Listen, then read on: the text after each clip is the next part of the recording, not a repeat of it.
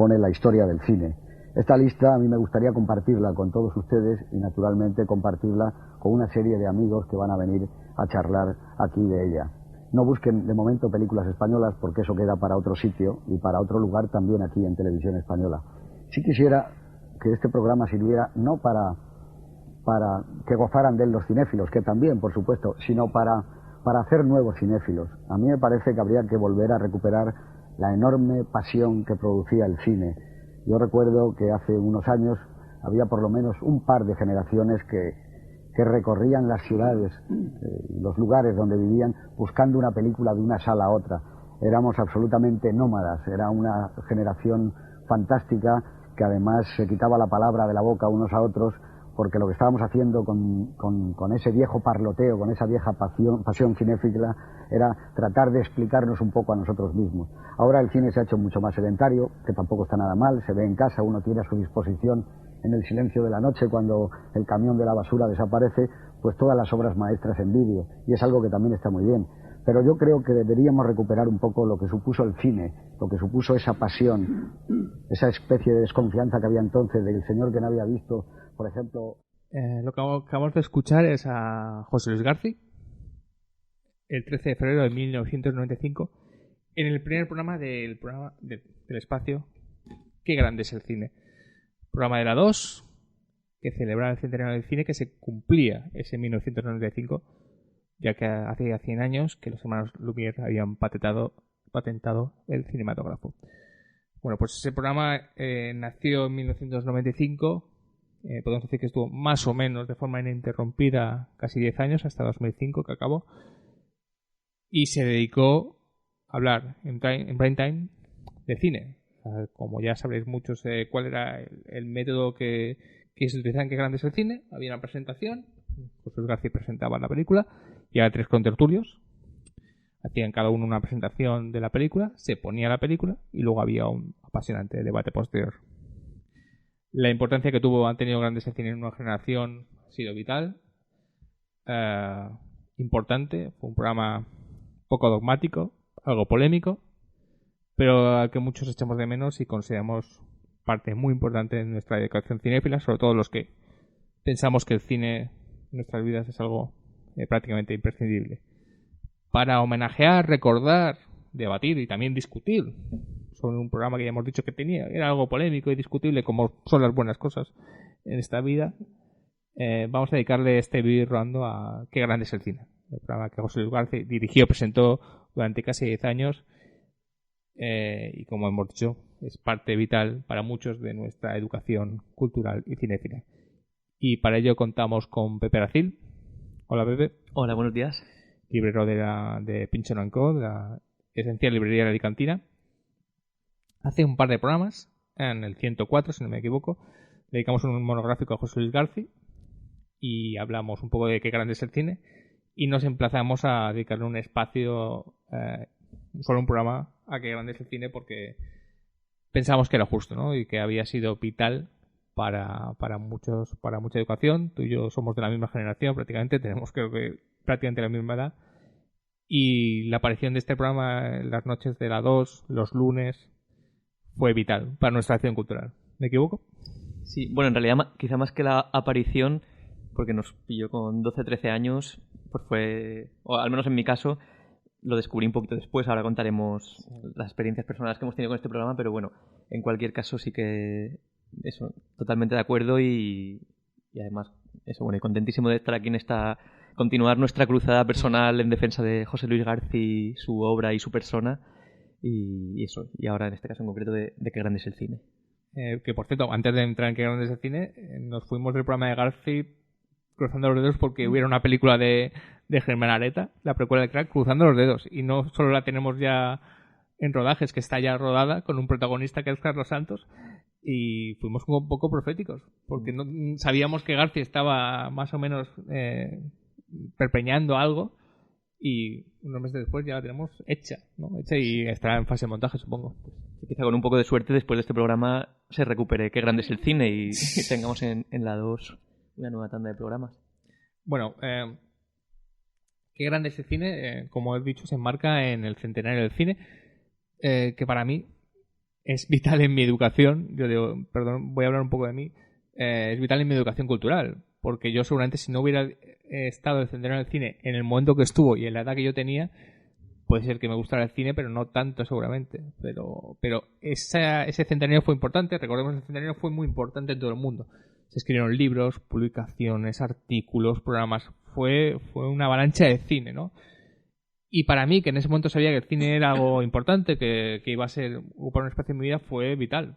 Porque la gente, había muchas listas, se recuperaban clásicos, entonces lo que hacías era apuntar diciendo, vale, Howard Hawks, Cecil B. DeMille, François Truffaut, esta gente es importante, o sea que lo tengo que tener en cuenta para poder ver sus películas. Las películas no podías verlas seguramente porque no era acceso, pero ya sabías que existían esa gente, ¿no? Entonces fue muy vital ese centenario. Y vital más todavía fue que grande es el cine, porque además de ponerte las películas, y películas muy esenciales y muy importantes, te discutían sobre ellas. Obviamente no estaban muy de acuerdo con todo lo que decían, en eso entraremos también, pero era muy importante porque podías debatir, analizar y entrar dentro de lo que eran esa clase de películas, ¿no? De acuerdo, totalmente.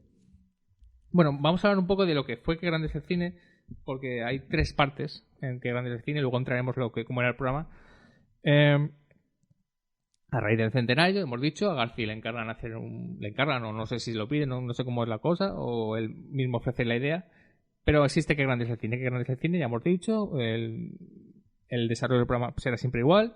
Una introducción, García y 3 personas de una película, se pone la película y luego hay un debate. Ellos hacen una especie de lista de 50 películas que van a poner cada semana, una por semana. La lista no es exactamente las mejores películas de la historia del cine, y creo que eso fue un acierto, sino una especie como de repaso de la historia del cine.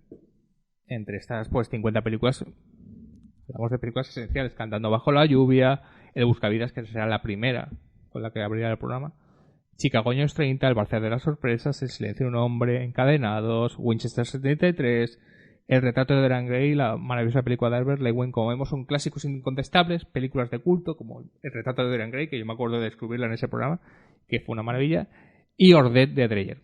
Ordet de Dreyer la vamos a apartar, porque hablamos de que esa proyección fue muy importante, yo creo que la historia de la televisión española, incluso.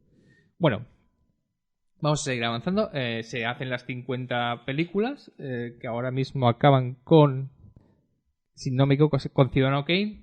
Acaban con Ciudadano Kane porque hacen una especie de encuesta entre la gente que ve el programa, que les mandan cartas con sus películas favoritas. Y la ganadora, si no lo habían puesto antes, le van a poner. Creo que la primera, si no me equivoco, y lo voy a decir, es Casablanca. La segunda es Ordet, otra vez salimos con Dreyer. Y la tercera es Ciudadano Kane. Como las otras se habían puesto, pues acaban con Ciudadano Kane, que creo que estuvo una doble sesión con Nombres de Arán de Robert Flaherty. Vale. El programa se acaba y encadenan con Qué grande es el cine español, que es lo mismo. Hablamos de 50 películas del cine español que se van a poner, se hace una selección, es lo mismo. El Sur, Atiatula, Viridiana, Remando al viento, Cielo negro, El bosque animado, Calle Mayor, Los tarantos, de Rosa amarillo, La torre de los 7 jorobados, bueno, clásicos. ¿Qué pasa? Aquí empezamos el primer problema. Llega a los Juegos Olímpicos de Atlanta, 1996. Televisión Española los va a poner. Yo recuerdo, si no me equivoco, que España no tenía todos los derechos y los compartía con un canal digital. Creo que era digital. Pero bueno, llega a los Juegos Olímpicos de Atlanta y en julio del 96 el programa se interrumpe. Con Huella de luz de Rafael Gil. Problema, que el programa no vuelve. O sea, que Grandes del Cine oficialmente ha acabado sin ninguna despedida. No sabemos exactamente qué pasó, yo no he leído qué pasó, ninguna entrevista a Garci. Podemos conspirar o teorizar de que porque era cine español quizá no tuviera tanta audiencia y no quisieron mantenerlo.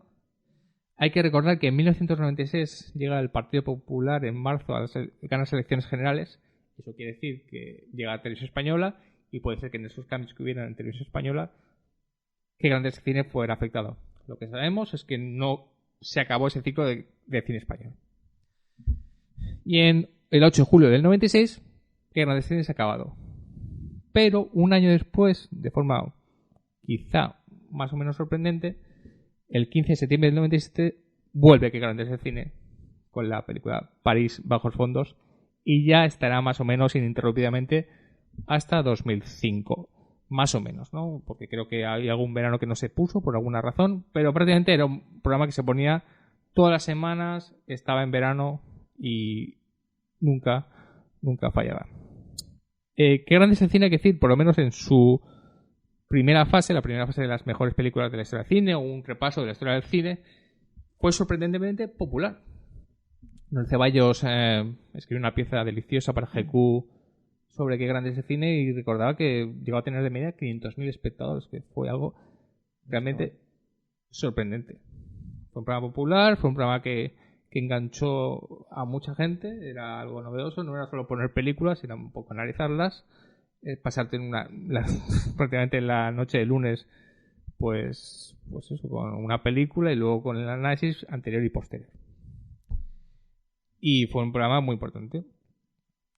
No en vano, ahora lo que vamos a hacer, hemos hecho un resumen de lo que fue Grandes del Cine. Hablaremos también de su decadencia, digamos, entre comillas, de la parte final, que no es tan cuando fue perdiendo tendencia. Tenemos de las razones, pero vamos a hablar sobre todo de estos inicios donde descubrimos el programa, ¿no? ¿Cómo descubres tú el programa? Pues la verdad es que no lo sé muy bien, pero bueno, sí que era una cosa... Eso, como hemos dicho, que Grandes del Cine comenzó en el 95, no recuerdo ahora en qué mes has dicho, pero bueno, a principios de año, ¿no? En febrero. Eso, yo tenía 12 años. No recuerdo muy bien, pero sí que recuerdo que era como una presencia, no sé, pues como unos señores, que entre ellos Garci, yo recuerdo pues que a lo mejor mis padres lo veían, no habitualmente, pero sí de vez en cuando. Como que tú, pues eso, como niño, preadolescente, lo que sea que seamos a esa edad tan rara, no sé, una presencia que recuerdo estar en mi casa, así como algo habitual, de lo que de vez en cuando se hablaba. Y sí que recuerdo en abril del 95, no recordaba la fecha, pero ahora lo hemos estado viendo, creo, y lo mismo me equivoco, y cuando mis padres me escuchen seguramente me corregirán o algo así, pero sí que recuerdo algo así como un día, pues sería el día siguiente, sería un martes me imagino,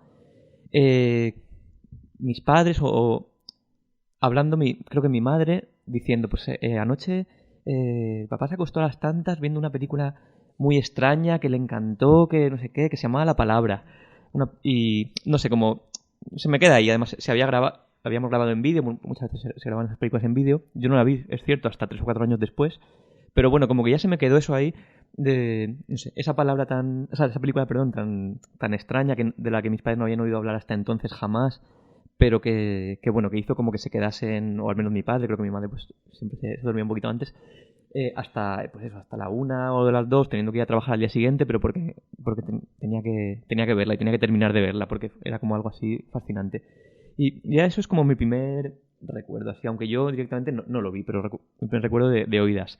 Y poco después, que también yo pensaba que habría pasado 1 o 2 años, pero viendo las fechas veo que pasó 1 semana o 2, sí que recuerdo ver, supongo que yo no me quedaría a verla, porque también la grabarían y yo la vería al día siguiente, por la tarde o algo, El Bazar de las Sorpresas, de un tal Lubitsch, del que yo jamás había oído hablar con mis 12, 13 años.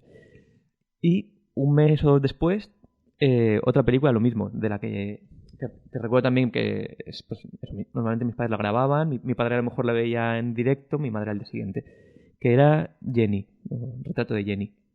También pues lo mismo, una película de la que yo pues, a esa edad jamás había escuchado hablar, de un director, por supuesto William de Terle, del que vamos, que ni me sonaba, no era John Ford, no era Billy Wilder, que pese a no haber visto ninguna película suya, sí que me sonaban esos nombres.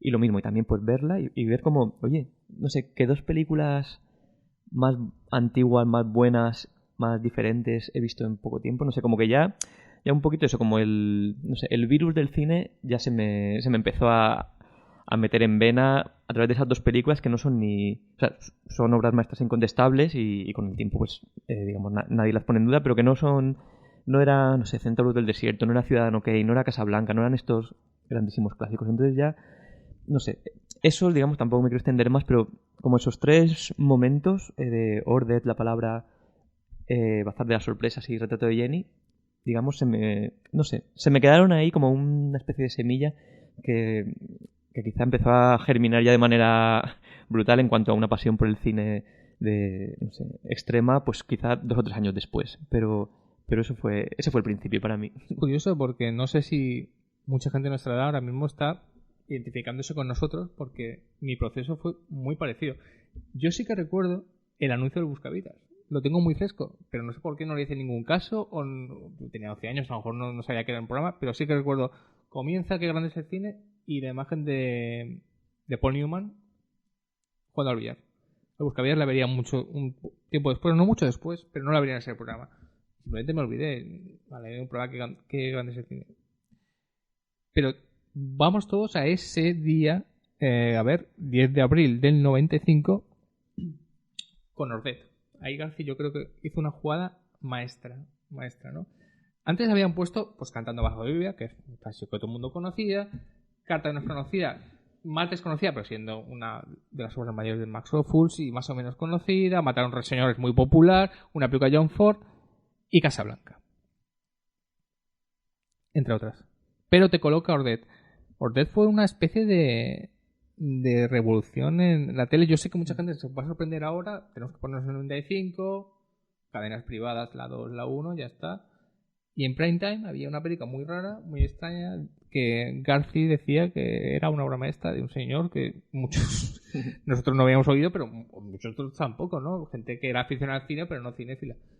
Y fue una especie de revolución. Yo no la vi, no la vi, pero la vi empezar. Vi un trozo, me acuerdo perfectamente de que vi un trocito y luego la dejé porque, bueno, también es momentos ver una película en tu casa es muy difícil, hay mucha gente, no sé cuánto.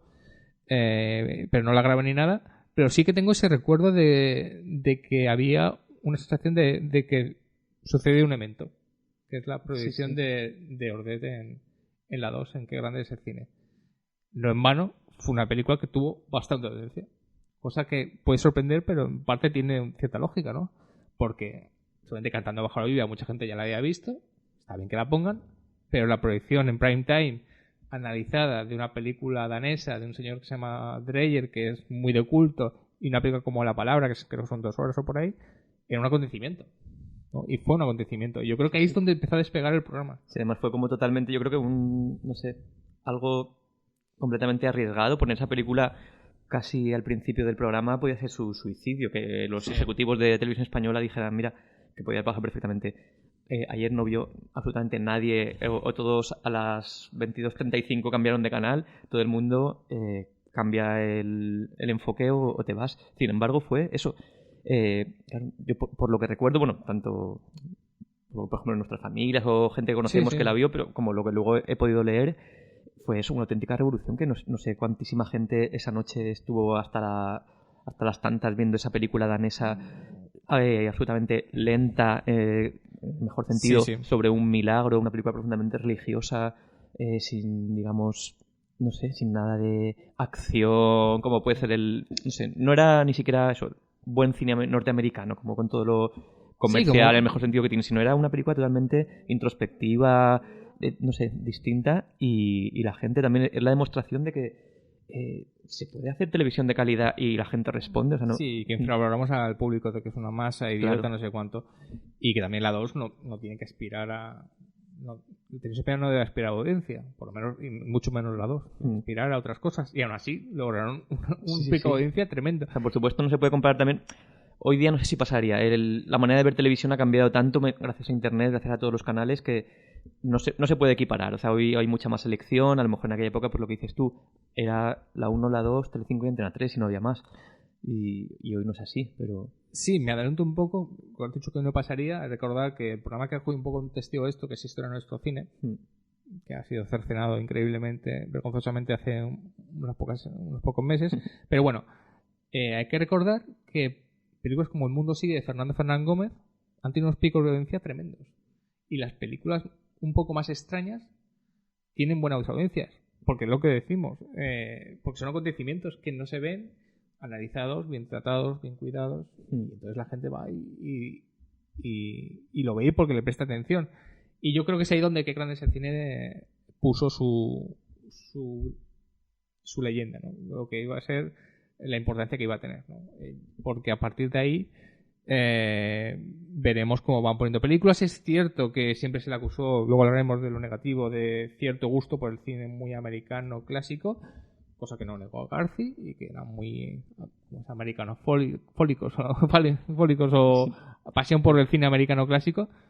Que también acusar de eso es como es muy que me acusen de algo tan maravilloso como que me guste el cine americano, vamos. Pero hay que decir que luego si vemos las películas que se pusieron, no están así, pues era mucho cine europeo y mucho cine de calidad europeo y el cine americano que pusieron, que obviamente hablamos de un cine muy importante en la historia del cine, tenía todo el sentido, ¿no? También recordar en mi experiencia, porque aquí este es un programa también, vamos a hablar de experiencias, de sensaciones que tuvimos del ver el programa, porque me pasó lo mismo. La palabra no la vi, pero sabía que había algo ahí que sonaba bien.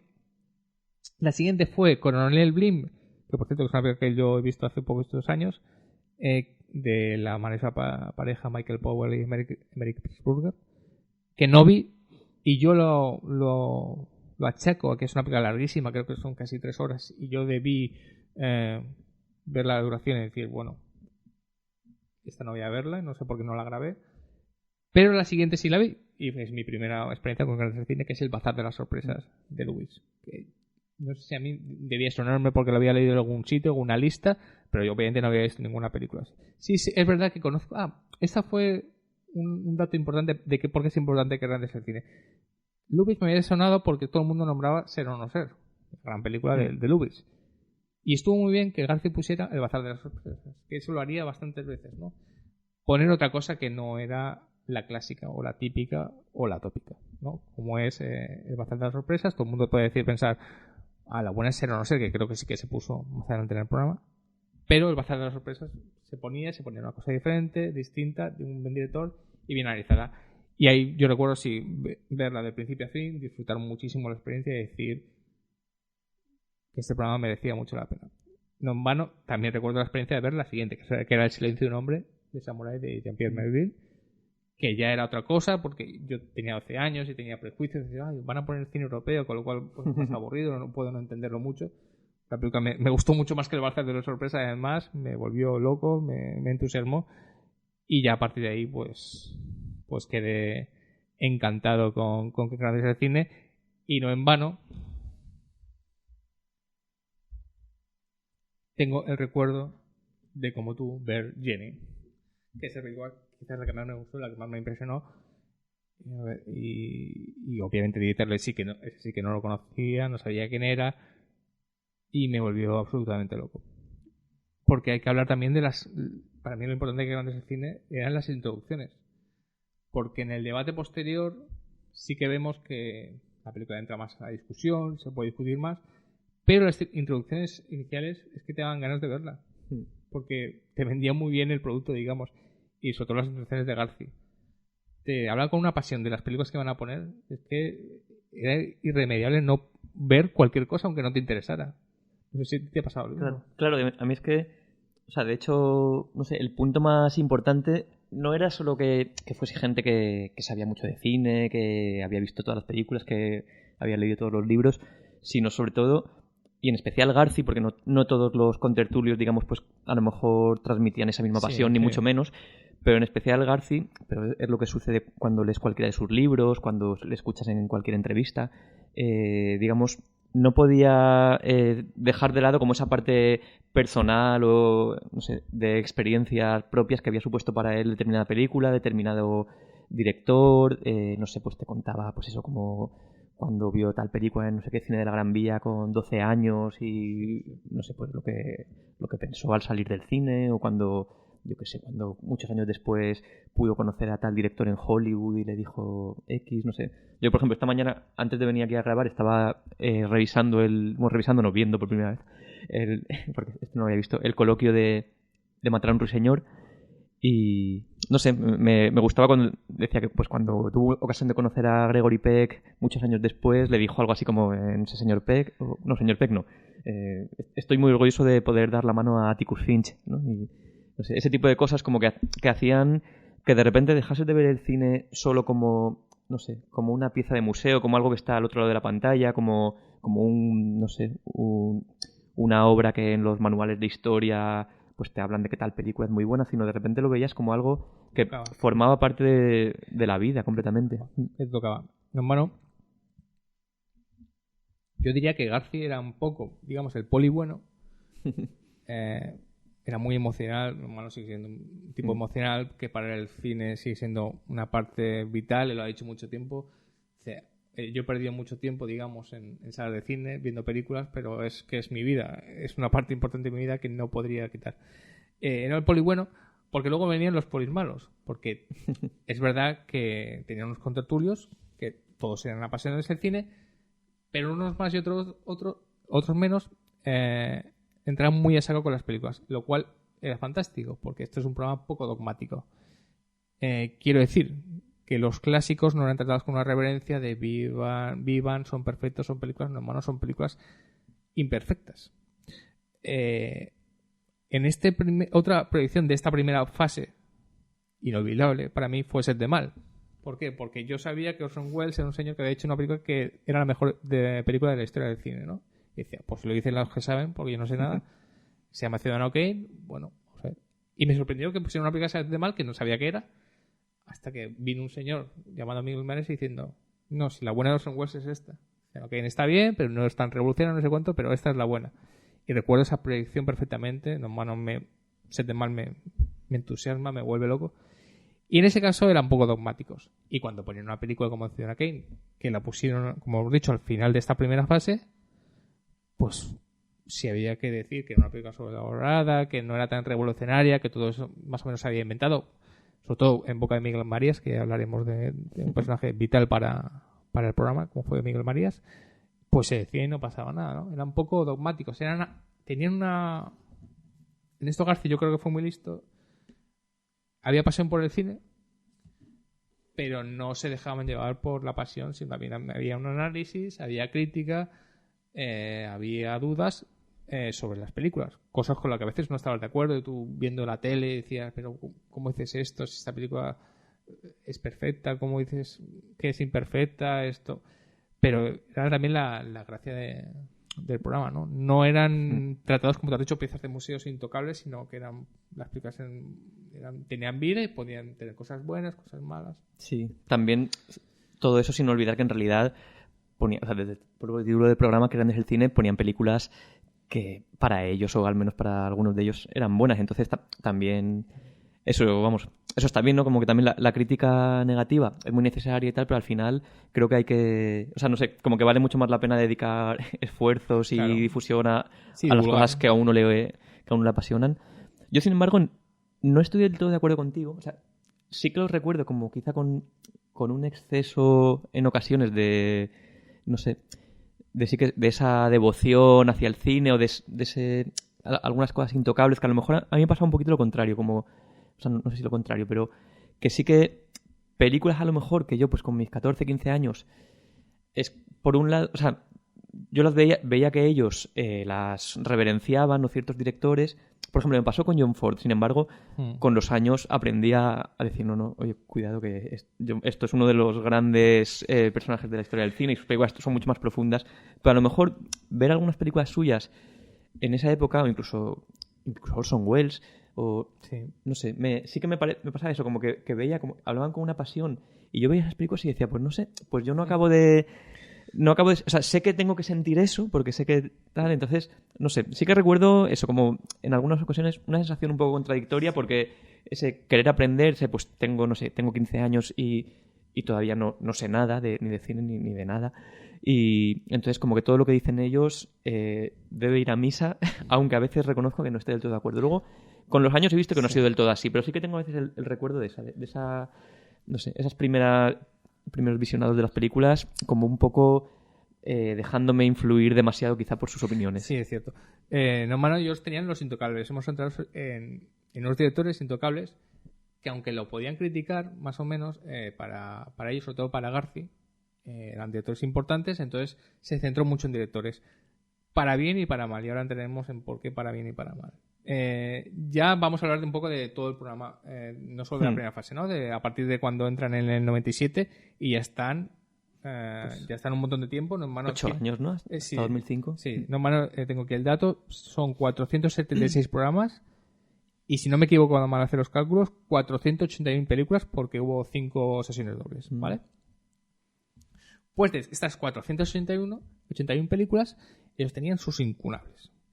He hecho un recuento a mi mano, no sé si me he equivocado porque lo he hecho contándolo yo manualmente. Hitchcock tuvo 14 películas, John Ford 12. Siempre creí que John Ford era el que más puesto porque por John Ford había una reverencia casi mística. Anthony Mann 10, por cierto, el caso de Anthony Mann quiero hablarlo. Howard Hawks 10 y Orson Welles 8. Y de europeos me ha salido Max Roffull 7, Jean Renoir 5, Bergman 4 y de orientales Mizoguchi 4, Kurosawa 6 y Ozu, que yo creía que habían puesto más, en realidad me sale que solo pusieron 2 películas. Vale. ¿Cuál es el caso? El caso es que tenían unos directores que sentían pasión. Eso no quiere decir que fueran criticados, porque lo bueno del programa es que no era Garci hablando solo con otra persona. Había 4 personas, 4 sensibilidades diferentes. Uno puede decir que más o menos eran de la misma cuerda porque eran amigos, pero luego, si te pones a ver los debates, y yo he visto bastantes con el curso del tiempo, vemos que había bastante diferencia de opinión, más de la que la gente se cree. Pero el caso que yo creo que ha llamado más atención de los directores que he dicho es Anthony Mann. Anthony Mann, un director maravilloso, o sea, fantástico. Pero es verdad que sorprende un poco que pusieran 10 películas de Anthony Mann y pusieran más películas de Anthony Mann que de Bergman o de Max Roffull. Sí, y era porque era un director que para ellos sentían una reverencia, y lo decían, y una pasión, sobre todo Garci. Una pasión. Cuando digo en plural, yo generalmente me refiero a Garci, que yo creo que era el programador final, claro. Aunque podía discutirlo con tertulios. Y sentían una pasión tremenda por Anthony Mann y es un director que a mí me gusta mucho. Pero también me planteo que hubo directores que no aparecieron mucho por el programa o nada, y de estas películas de Anthony Mann podían haber quitado algunas y haber puesto otros directores. Aunque luego, cuando vemos las 481 películas, sí que son bastante diversos y hay muchos directores, sí que a veces cogían un director y iban a saco a él en vez de enseñar a otro. Con lo cual, tú la introducción de quién era Howard Hawks o John Ford la veías otra vez porque muchas veces repetían un poco lo mismo y lamentabas un poco que no miraran a otro director. Que había directores interesantes, que eso es uno de los aspectos negativos que tengo, que luego podemos comentar, que fue, por ejemplo, la ausencia para mí clara de un cine de género fantástico. Para mí. Estaba pensando en lo mismo. Pues si quieres nos quedamos aquí. ¿Por qué? De García hablamos en el siguiente programa, que es un gran amante de la ciencia ficción, y el cine de género yo mezclo. Vamos a decir terror, fantástico, ciencia ficción, esos 3. Para mí, aunque sí que aparece en el programa, estoy pensando en La Mujer Pantera, 2001, Una odisea del espacio, La invasión de los drones de cuerpos. Otra proyección para mí muy importante porque era una película que quería ver y cuando lo pusieron ahí la pude ver. Incluso Blade Runner programaron. Blade Runner estamos viendo que salen bastantes. Yo anduve con un zombie. Aún así, creo que no hubo todo el cine de género viniendo de un director al que le gusta, que tenía que haber cabido más el cine fantástico o cine de ciencia ficción. Por ejemplo, yo tengo aquí 3. John Carpenter, aunque parezca que no tenga mucho sentido ponerlo aquí, para mí es un director de cine clásico. Su estilo es cine clásico. Y era una película de John Carpenter en que grandes cine hubiera tenido todo el sentido. Vale, pues quien no me quiere comprar a John Carpenter, mira, la época de Edgar Allan Poe y de Roger Corman hubiera cabido perfectamente. Alguna película de la Hammer, o incluso La Noche de los Muertos Vivientes, la de Romero, la primera. Son películas que yo creo que en qué grandes del cine podían haber cabido. Pero de tuvieron acuerdo. este deje de tirar más por Anthony Mann, fantástico Anthony Mann, de poner música de lágrimas, que me acuerdo de esa proyección, y decir que no, que es una gran película, y creo que es una gran película, pero creo que en esa obsesión por Anthony Mann, por Howard Hawks, y no me estoy metiendo con Howard Hawks, cada película que pusieron es una obra maestra, pero por esa obsesión de poner mucho de un director, creo que a veces se olvidaron de otros directores. Sí, además justo estos ejemplos que dices tú, por no irnos a otros que, no sé, nos podemos desde Darío Argento, Mario Bava, Claro. hasta, no sé, Claro, pero yo Terror entiendo Oriental, pero entiendo que eso Que quizá eso está no. más alejado Sí. de ellos. Sí. Pero John Carpenter, por ejemplo, no lo había pensado, pero es un caso clarísimo. Vamos, yo creo que es, no sé si se permite, pero como el sucesor de Howard Hawks. Claro. Bueno, de hecho, no el sucesor, no Claro. solo ha hecho 1000 versiones, o sus películas son continuamente versiones de las películas de Howard Hawks, que a su vez eran versiones de las películas de Howard Hawks, Claro. porque siempre era como siempre la misma película, maravillosamente contada. Sí. Y sé que, por ejemplo, Miguel Marías, uno de los Sí. contertulios habituales, es un gran fan de John Carpenter. Claro. Y Eso me lo- sorprende, me sorprende. Sí, pero al final es un cineasta clásico que, no sé, un autor, pero además que es un artesano, no sé, como para mí creo que los directores más importantes tienen como esa doble vertiente. Y bueno, no sé, esto es que has dicho tú, pero yo creo que, por ejemplo, eso, incluso aún no gustándole a lo mejor demasiado, que hubiesen puesto, igual Darío Argento ya es demasiado, Sí. pero Mario Bava, 6 mujeres para el asesino, Sí, porque para asesino, o exactamente. La fusta la del máscara cuerpo, del demonio. la máscara del demonio. Porque yo creo que a Garci, tú has leído más libros suyos, yo creo que le gustan esas películas. Es que yo creo que en el fondo le gustan. Y a Miguel Marías, que fue muy importante, le gustan esas películas. Eso lo sabemos. Juan Tebar, que estuvo en la primera fase, saben que le gusta mucho el cine de terror y fantástico. Incluso Juan Manuel de Prada, yo creo que le Sí. gusta el cine de terror fantástico. Me pareció que a veces es un poco timorato. A lo mejor no Yo lo quería. no sé tampoco cuánto hay, Sí. desconozco, de tema de derechos, pero creo que Exacto, no mucho, exacto. porque, por ejemplo, Sí. Mario Bava y Darío Argento, yo los he visto, al principio los empecé a ver en la 2, en emisiones de madrugada, que en la misma época en que se emitía Grandes el cine, con lo cual la 2 tenía esos derechos. Y con la Hammer pasa lo mismo. He visto muchas, grabándolas hace 20 años a las tantas de la madrugada en la 2.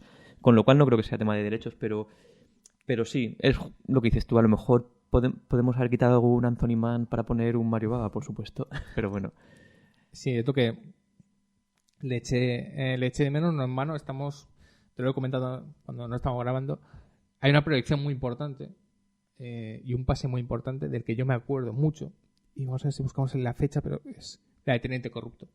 Sí, Es quizá la persona más sí. fuerte, lo que entendemos de fuerte, ya sabemos, sexo, violencia, que se puso en el programa, y el propio García avisa de que la está poniendo porque le gusta mucho, porque quiere honrar a un director que en ese momento ya era un director de culto, Abel Ferrara, pero también porque quiere captar a esos jóvenes cinéfilos que ven el programa, porque tenemos que decir, no sé si he dicho, que Qué Grande es el Cine tuvo una audiencia joven, vital, importantísimo.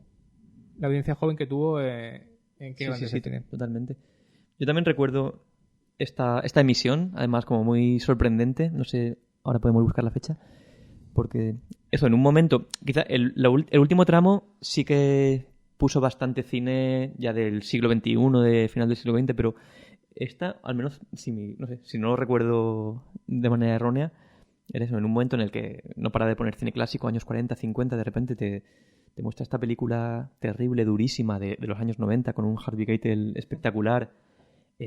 También pues una película además profundamente religiosa, como en el sentido en que pueden ser religiosas las películas de Buñuel, o no sé, digamos, no películas devocionales, pero sí completamente con un componente, no sé, católico en este caso fortísimo en cuanto a iconografía, en cuanto a pues sentimiento de culpa, la importancia que puede tener, no sé, la sangre, todo eso en la iconografía católica más latina, que es fabuloso, vamos. Eso, de repente poner esta película, no sé, que...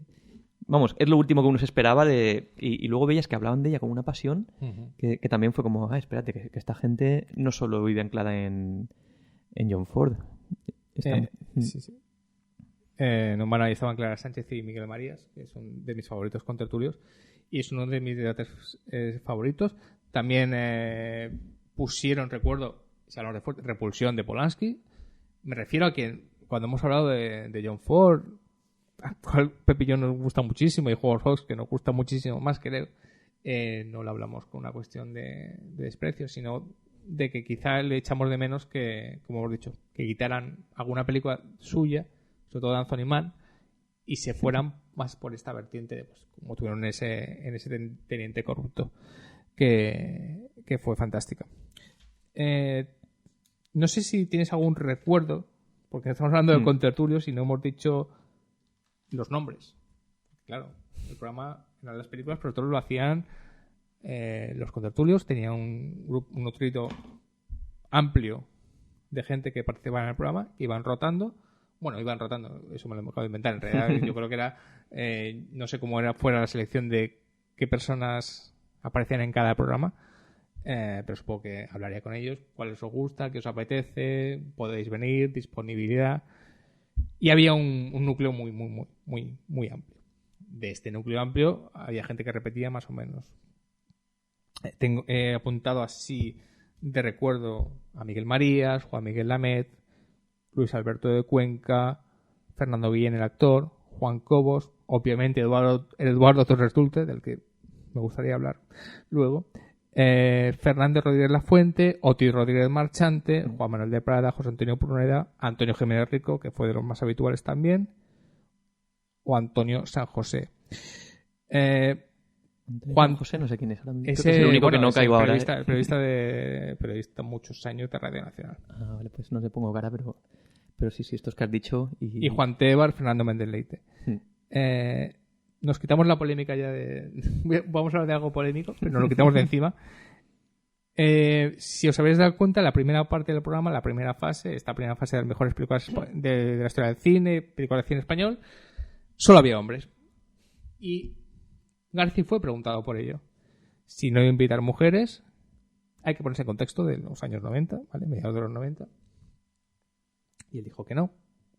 No, creo que no dijo que no voy a invitar mujeres, sino que él elegía a los invitados, no tenía que escoger a una mujer por ser mujer, no sé cuánto, todo eso. Es cierto que eso cambió. Y comenzó a invitar a mujeres. Y hay tres las que yo tengo un cariño muy especial porque creo que tienen un trabajo excelente, que son Beatriz Pérez Aranda, que ahora creo que sigue en 24 horas, la podéis ver presentando los informativos, si no me equivoco, Natibel Preciado y sobre todo la escritora Clara Sánchez, que creo que fue la mejor, que está entre el top de comentaristas, muy inteligente, acuerdo, perfectamente analizando, perfectamente hablaba de lo que sabía, sin estridencias, muy objetiva y con pasión, claro, que es lo que se le pedía al programa. De todos estos, no sé si tienes algún recuerdo de algún favorito y alguno que no menos favorito. Pues sí, mis recuerdos quizá, o no sé si en aquel momento, pero pasados, no sé, 13 años desde la última emisión y 20 desde las primeras películas que veía, Miguel Marías y Luis Alberto de Cuenca. Además, con diferencia, no sé, como que les tengo especial simpatía, especial admiración. Estamos ahí, estamos los dos ahí a tope, ¿no? Soto Miguel Marías. Sí. Bueno, también, no sé, ¿lo hemos nombrado, Eduardo Torres Dulce? Lo has dicho, ¿verdad? Digo, porque también se me olvida, pero era uno de los fundamentales. Vale, y ahora has nombrado a Eduardo Torres Dulce y ahora vamos a hablar de él, porque de él tengo que hablar. Miguel Marías, pero podemos centrarnos en Miguel Marías, que era el más brillante. Muy crítico. Si ponía una película que no le gustaba, decía por qué, pero decía por qué no le gustaba. Pero hacía unos análisis brillantísimos. No en vano, si quieres, podemos escuchar a Miguel Marías en una introducción, introduciendo La invasión de los ladrones de cuerpos. Recuerdo esa proyección, la recuerdo perfectamente. Una película que me moría por ver. Estamos en 95. No es muy fácil. Bueno, esta la pondría ya igual en el 2000 o bueno, una cosa así. Es verdad, cierto. Sí, porque yo también 99, la vi. 99 quizá. Puede ser, ahora lo buscamos. Yo creo que iba a COU o algo así. Sí. Pero bueno, era una película muy difícil de ver, porque no era muy fácil ver películas de ese tipo. Y cuando lo pusieron dijeron, por fin. Y encima era la introducción de Miguel Marías y dije, todo perfecto. Y me acuerdo perfectamente de ese programa, que lo disfruté muchísimo. Pues te parece, vamos a escuchar a Miguel Marías haciendo la introducción. De acuerdo. Bueno, pues la verdad es que sí, efectivamente Siegel es uno de los característicos directores de la serie B, que empezó su carrera haciendo secuencias de montaje en la Warner. Muchas películas de Michael Curtiz o de Raúl Walsh era él el que hacía ciertas escenas de acción y sobre todo esas escenas que hacían avanzar el tiempo, resumiéndonos en un instante cómo pasaban 20 años después de acabar la Primera Guerra Mundial o cosas por el estilo, trabajó, por o cómo se desataban las guerras o cómo gente huía del avance de las tropas nazis y se refugiaba en Casablanca, efectivamente. Después empezó a hacer series B enormemente baratas, películas rodadas en 10 días, en 15 días, en 11 días. Esta es una de sus últimas series B y es un prodigio de concisión y brevedad. Creo que la versión originaria de la película era todavía algo más breve, porque siempre se ha quejado de que la distribuidora Allied Artists le añadiera, forzara a añadir, porque la verdad es que lo añadió el propio guionista Daniel Mainwaring, un prólogo, un epílogo y una voz en off que a él le sobraba, y al mismo tiempo le quitara a parte del humor que tenía la película. Yo creo que son unos apaños, en este caso, luego podemos discutirlo, que son totalmente veniales y que no dañan nada el efecto de la película. Pero me parece una de esas muestras de concisión. Después se graduó a hacer películas con más dinero y es de uno de los raros casos de la gente de la serie B que han pasado a tener más dinero sin por ello perder el talento. Es bastante raro, hay que decirlo. Pues este era Miguel Marías en las introducciones. Introduce La invasión de los ladrones de cuerpos, introduce a Don Siegel, que es un director que a mí ya en esa época recuerdo que me gustaba porque me había entusiasmado Harry el Sucio. Es una película que me entusiasma, me sigue entusiasmando y me caía muy bien el director y era fantástico. Bueno, esta es una intención clara de Miguel Marías, sabiendo muchísimo, habiendo visto muchísimo películas, no en vano. Una señal de una marca de Miguel Marías en Qué grande es cine es que te decía cuántas veces había visto la película. Siempre. Sí. Decía, era una barbaridad. He visto 30, 20, 25. Lo repetía mucho. Sí, yo recuerdo, creo que era Marnie la ladrona de Hitchcock, dijo, pero además no a lo largo de su vida, sino cuando estrenaron esta película la vi 16 veces o 17 o algo así, fue como... Porque en esa época se podía ir muchas veces al cine, no había muchos a lo mejor. Pero aún así es como digo, yo creo que nunca he visto una película tantas veces, ni siquiera las favoritísimas de mi vida las he visto 4 o 5. Y bueno, era una maravilla Miguel Marías. Y tú has nombrado otro de nuestras... Yo, antes, perdona, por Miguel Marías, por terminar, es una anécdota, no, porque justo esta mañana cuando estaba viendo este coloquio de Matar a un ruiseñor, claro, veo a Miguel Marías, primero le veo así como rebuscando en una bolsa y digo, ¿qué será? Y claro, y a los 2 minutos lo veo fumando en pipa. Y me ha parecido una cosa como tan de ciencia ficción vista hoy día y... Me encanta que hayas nombrado esto porque para mí la pipa de Miguel Marías me fascinaba, ¿no? Sí, porque pero ver a alguien en un plato de televisión fumando hoy día se me ha hecho como algo hasta casi violento. Y luego, por otro lado, como en tan pocos años cambiamos nuestras costumbres, nuestra mentalidad. La pipa de Miguel Marías, cómo se la cargaba, los gestos que hacía, para mí era fascinante. Sobre todo como nunca acordé pegándole, porque yo nunca he fumado en pipa, obviamente, no sé cómo va, pegándole golpes para sacarle la nicotina sobre el tabaco, cargándolo ahí, haciéndolo mientras hablaba. Era fascinante. No, mano, ya ha sacado el tabaco, se fumaba una barbaridad en Qué grande es el cine. Yo creo que fumaba todo el mundo, literalmente todo el mundo. Yo no he visto a nadie que no fumara en el programa. Y el programa acabó justamente cuando se impuso la ley antitabaco que prohibía fumar en televisión. Y el tabaco era una cosa muy importante. Y la pipa de Miguel Marías, sobre todo, era algo vital. Un personaje más del programa. Sí. Luis Alberto de Cuenca, ¿no? Bueno, director de la Biblioteca Nacional, creo que en ese momento, no sé si lo era o lo había sido. Probablemente por esos años.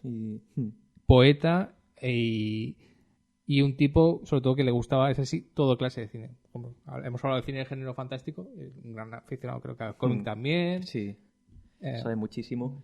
Sí, de hecho yo, por ejemplo, para mí Luis Alberto de Cuenca, ya no como contertulio de Garci, sino como escritor, es una de mis debilidades. Y recuerdo que lo descubrí gracias a esto. Recuerdo no sé, sería también pues por el año 2000, 2001. Sí, no recuerdo cuándo, pero además recuerdo que... Sí, por ahí sería. Yo tendría por 19, 20 años. Y un día estaba en una librería, me quería comprarse algún libro y vi Luis Alberto de Cuenca y recuerdo que pensé como...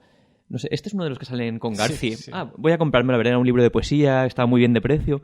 Y me lo compré exclusivamente por eso, porque era uno de los de Garci. Y luego, claro, lo empecé a leer y fue como, no sé, un deslumbramiento que para mí, eso, vamos, sigue siéndolo. Pues, no sé, casi 20 años después, una de estas personas a las que admiro profundamente, sigo todo lo que escribe, no porque es imposible, saca 25.000 libros al año, pero bueno, que es una persona, digamos, a la que, no sé, casi diría que es de mis personas favoritas, así, y fue gracias a este programa. Y su trabajo en Qué grande se tiene era fantástico porque era muy preparado, muy analítico, nada pedante en realidad, aunque pareciera pedante, no era nada pedante. Lo que pasa es que tenía pues, un tío que sabía muchísimo y te daba muchas citas, y era fantástica la pasión que tenía, sobre todo, sí, que se mantiene. Era un poco García también en ese sentido, tenía mucha pasión y eso lo sumaba a una capacidad de análisis fantástica, ¿no? Y sí que tenía, yo recuerdo siempre una visión muy positiva de las películas, mientras que Miguel Marías era fantástico, pero sí que era muy crítico, puede ser muy ácido.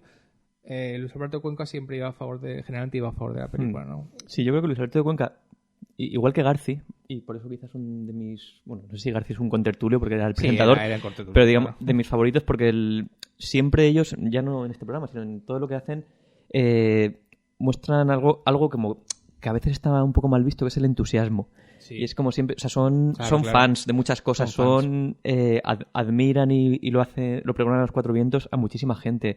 Gente que está por encima de ellos, que es lo fácil de admirar, pero también gente que de algún modo puede ser pues mucho menos conocida o reconocida, y ellos también como que los intentan, no sé, pues en cuanto a escritores jóvenes, directores, que no han tenido así mucho éxito, pues como que ellos los sacan a la luz.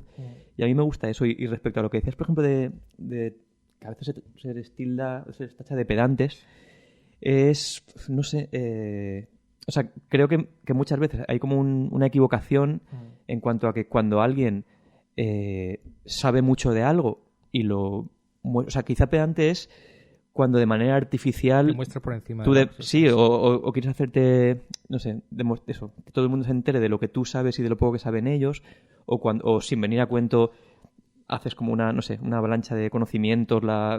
Quizá eso pueda ser pedante, pero cuando tú, no sé, sabes mucho de un tema, lo haces ver porque estáis hablando de ese tema.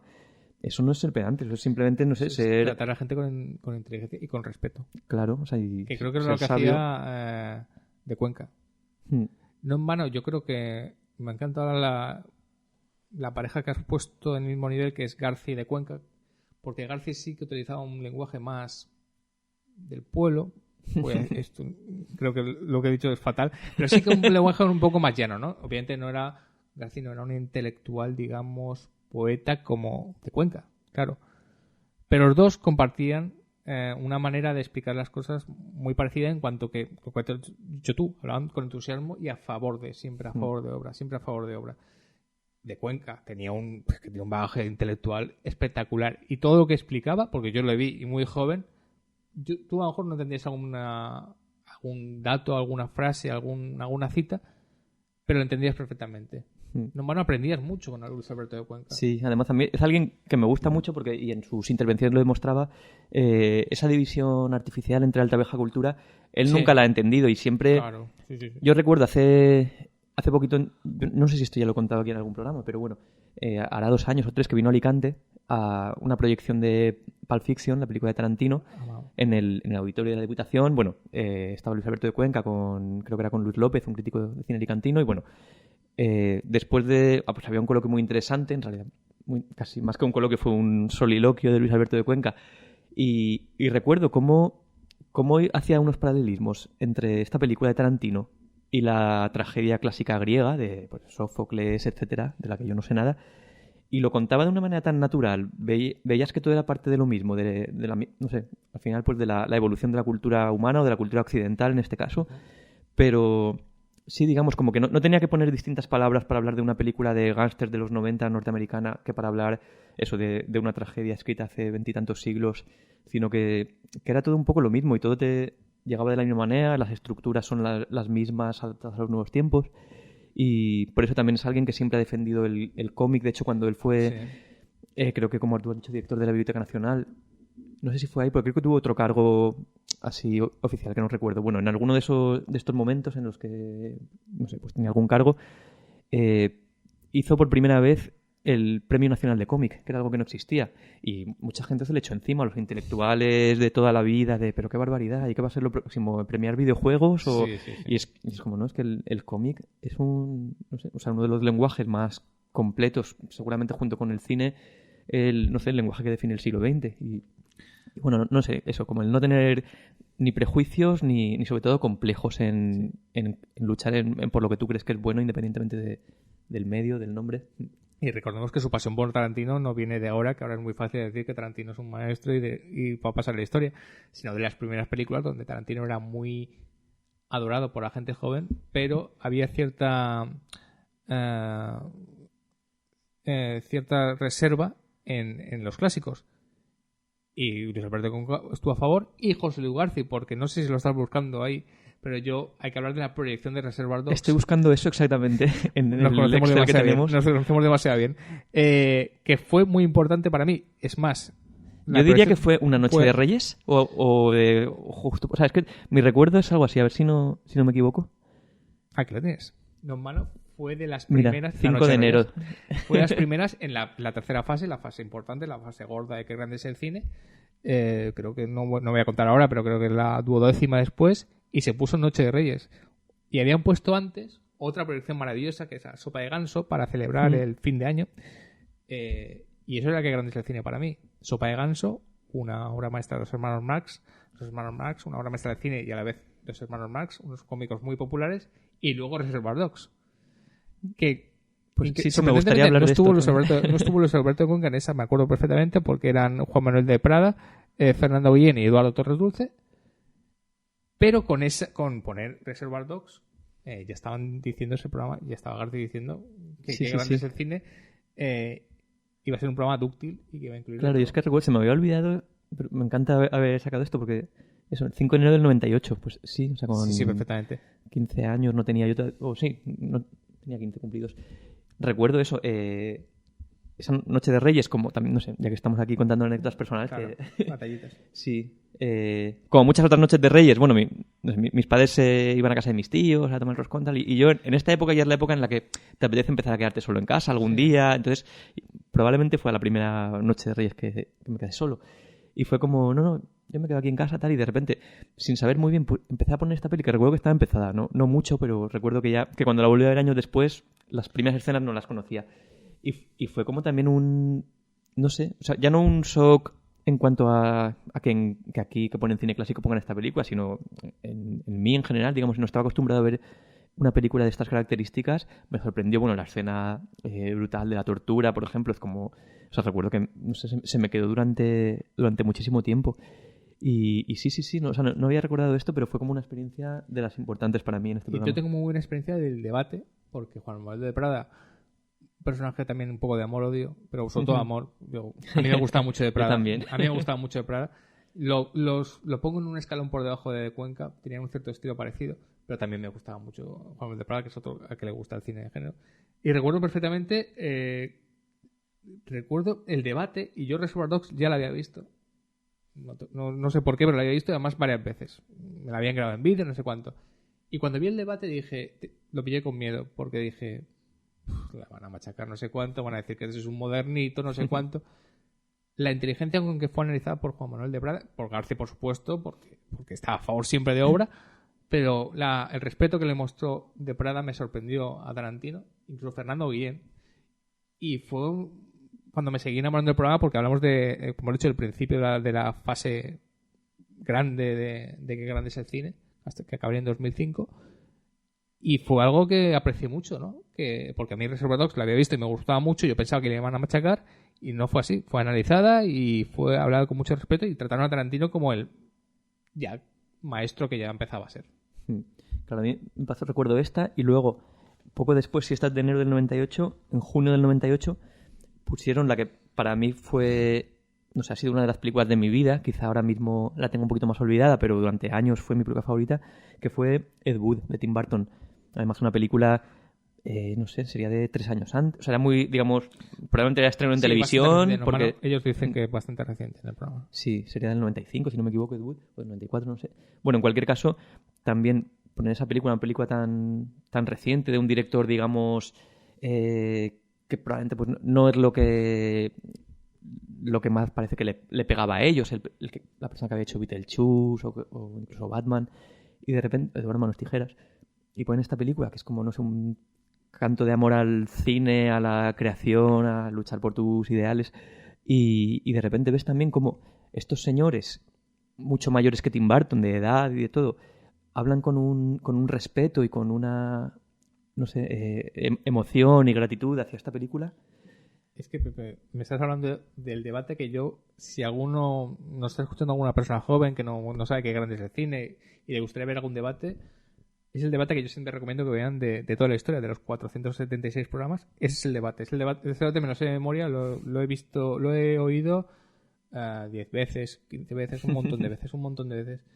Y yo siempre me acuerdo de ese debate de Miguel Marías, que cuando ya empecé a decir que Miguel Marías era muy grande, porque hablan de Ed Wood y Miguel Marías lo primero que dice es que le gustan mucho las películas de Ed Wood. Claro, yo también Y recuerdo eso. No, es que me parece muy bueno. No recuerdo quién más salía, pero recuerdo a Miguel Marías. Estaba Juan Tebar, que Juan Tebar también, como hemos dicho, le gustaba bastante el cine de género, y Eduardo Torres Dulce. Y recuerdo un debate magnífico. Magnífico. Nos van a hablar con una pasión de la película que muchas veces con otras películas más clásicas no han hablado de él. Y recuerdo lo bien que analizaron la película y todo el entorno de la película, y esa frase de es que las películas de Ed Wood me parecen muy buenas, que dijo Miguel Marías, y te dije, ole. Claro, yo también. Yo, sin embargo, con mi tontería, supongo, de la adolescencia, cuando dijo eso, pensé que ya está aquí el listillo, qué tontería más grande, que cómo van a ser buenas estas películas, que luego las he visto años después. Están muy bien, y muy bien. están, bueno, Glen o Glenda es supongo que una obra maestra involuntaria, y el resto de películas están muy bien. No me parece un gran director, la verdad, Ed Wood, pero me parece bien, un personaje disfrutar fascinante mucho, y muy disfrutable. Pero sí que recuerdo que cuando dijo José Miguel Marías, no sé, yo quizá estaba en otra onda un poquito más pedante, que creo que espero haberme la ido quitando con el tiempo, y me sorprendió un poco para mal esa frase de Miguel Marías, y luego me he dado cuenta de que el que no tenía razón ahí era yo. Sobre todo porque yo no los había visto y me permitía opinar. Ya avanzando un poco con otros contertulios, ¿qué te parecía Eduardo Torres Dulce? Que hablamos de un clásico. No sé, no lo he contado porque no, es muy difícil, pero estaría entre los que más salieron, yo creo que estarían Eduardo Torres Dulce, Lamet y Miguel Marías. Sí. Yo creo que Eduardo Torres Dulce fue el que más salió. A ojo. Eduardo Torres Dulce. Vamos, importantísimos en todos los sentidos.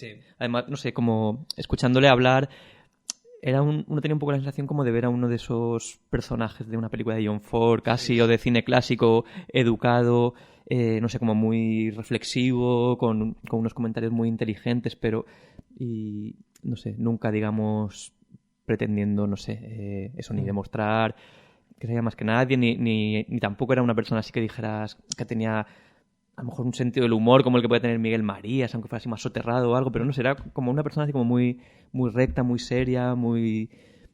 no sé, a mí me gustaba mucho y me sigue gustando muchísimo, la verdad. Tiene un libro fabuloso que no sé si has leído, que se llama Armas, Mujeres y Relojes Suizos, que es simplemente una recopilación de textos que él empezó a escribir cuando murió su padre, pues ya él completamente adulto. Digamos, para superar ese duelo se puso a volver a ver las películas que más le habían gustado y escribir reflexiones sobre ellas. Y es un libro, vamos, de mis libros de cabecera de cine. Y no sé, eso. Tú no sé qué opinas tú, pero quería saberlo porque yo estoy muy de acuerdo contigo en la primera parte. Eduardo Torres Dulce, yo te voy a decir, tengo una relación de amor-odio con él.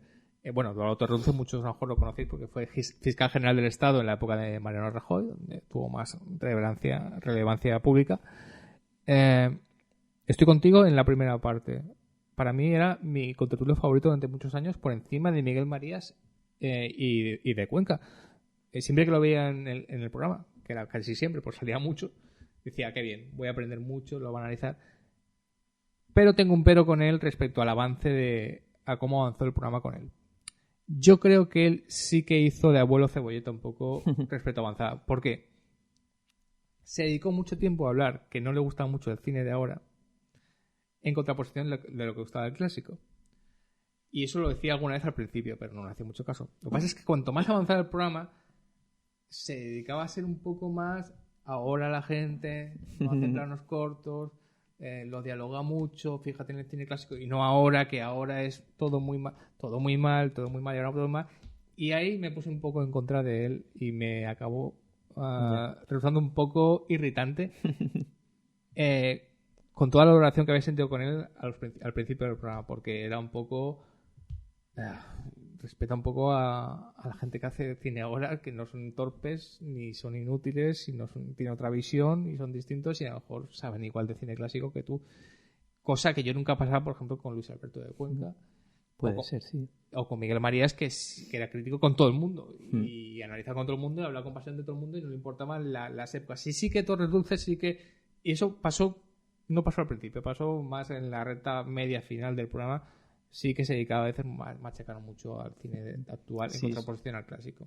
Sí, eso puede ser que tengas razón, que quizá Marías y de Cuenca son personas con, no sé, eso, capaces pues de hablarte lo mismo, por ejemplo en el caso de Cuenca, eso de un cómic de Miguel Ángel Martín salvaje y gore de ahora mismo, que de un escritor latino del que se conservan 10 poemas y ya está. Entonces, con Eduardo Torres Dulce no pasa. Yo creo que él sabe mucho, o sea, dentro de su campo, que es ese cine clásico de Hollywood principalmente. Sí, lo adora. Y es como, no sé, habla con un apasionamiento y con un conocimiento fabuloso. Mucho. Y supongo, tampoco a lo mejor es una, bueno, no sé si es una pega o no, pero me refiero que pues cada uno es como es. Si sale de ahí, pues ya digamos se nota que no está en su terreno y le puede costar más o pude ponerse más a la defensiva. Sí, y lo mira con recelo, sobre todo. Sí. Lo mira con cierto recelo. Puede ser, sí. Y ya acabar con un contertulio al que sí que considero el polimalo y con cariño, que perdimos hace unos 4 años, que es Juan Miguel Lamet, que había sido director del Instituto de Cine, productor, guionista, otro habitual, muy habitual, y era un personaje que era muy apreciado. Además mucha gente que opinaba del programa siempre decían lo mismo, que era muy apreciado porque ese sí que no era dogmático y ese sí que miraba con un ojo muy crítico a todas las películas, no con un ojo cínico y de abuelo cebolleta como estoy diciendo, sino con un ojo bastante crítico. No iba a misa con todo lo que decían y siempre se contraponía con muchos contertulios, y yo recuerdo con mucho cariño sus duelos con Miguel Marías. Maravilloso. Y si te parece, vamos a escuchar quizá mi momento favorito de Qué grande es el cine, que es cuando Juan Miguel Lamet, reconociendo la grandeza de Psicosis, acusa a Hitchcock de ser un poco comercial, de mirar a la comercialidad, y Miguel Marías piensa que Psicosis es todo menos comercial. Vamos a escuchar ese momento. Y además pienso, admitamos que no estoy muy de acuerdo, pero admitamos que sea comercial el asesinato. Pero matar a la protagonista a los 47 minutos de película, ¿eso es comercial? Es un disparate comercialmente. Si no fuera el mismo su propio productor, ¿qué productor le hubiera admitido la pésima inversión de contratar a una estrella y cargarse la mitad de la película? Bueno, yo creo que eso era un riesgo calculado, un riesgo que le salió bien en esa ocasión. Le podía haber salido fatal, porque tú en teoría a cualquiera que le sacas una película en el año 60 en blanco y negro, oscurísima, lúgubre, sobre unos personajes, unos reprimidos, otros medio anormales, con unos personajes secundarios que no tienen realmente un gran atractivo, y que continúa la película con ellos desaparecido el personaje en el que te han centrado la primera mitad de la película, y que acaba como acaba, que para mi gusto tiene un final que, lejos de ser un final de esos que resuelve todo, lo que hace es dejar las cosas todavía más deprimentes y más hundidas en el ciénago, aunque el coche lo saque del pantano, y que incluso la música termina de una manera que, con un acorde sostenido ahí resuelto. No es la película, la definición de una película comercial. Hay 2 sustos, como dices tú, en toda la película. Bueno, pues en 110 minutos, 2 sustos que dura cada uno. El primero dura como 2 minutos y el segundo dura como 10 segundos o algo parecido. El uso de la música, dices, yo he hecho un experimento con el uso de la música, que es verla, que el vídeo lo permite, sin sonido, y verla también con la música de Vértigo. Y son 2 efectos sumamente curiosos. ¿Sabes lo que ocurre con la música si le quitas la música, por ejemplo, el asesinato del detective Arbogast? Que te anticipa en un plano el susto que te pegas, porque hay una especie de cuchillada musical con las cuerdas que te pega un sobresalto antes de que ocurra el picado este que explica maravillosamente en el libro Hitchcock, que yo creo que es el capítulo mejor de todo el libro, el dedicado a Psicosis, y explica por qué es un picado y todas esas historias, en el cual además ves a la supuesta madre, que en realidad no es la madre, avanzando y cruzando el descansillo a una velocidad tan normal y tan lenta que no te imaginas ni que le va a pegar una cuchillada, y solo en el momento en el que de repente ¡plaf! Aparece el cuchillo, te pegas todo el susto, seguido por la caída esta entrecortada del detective. ¿Y por qué además está centrado en el cuchillo, que es lo que puede hacer que parezca como más efectista? Pues porque claramente no quiere desvelarte que no es la madre.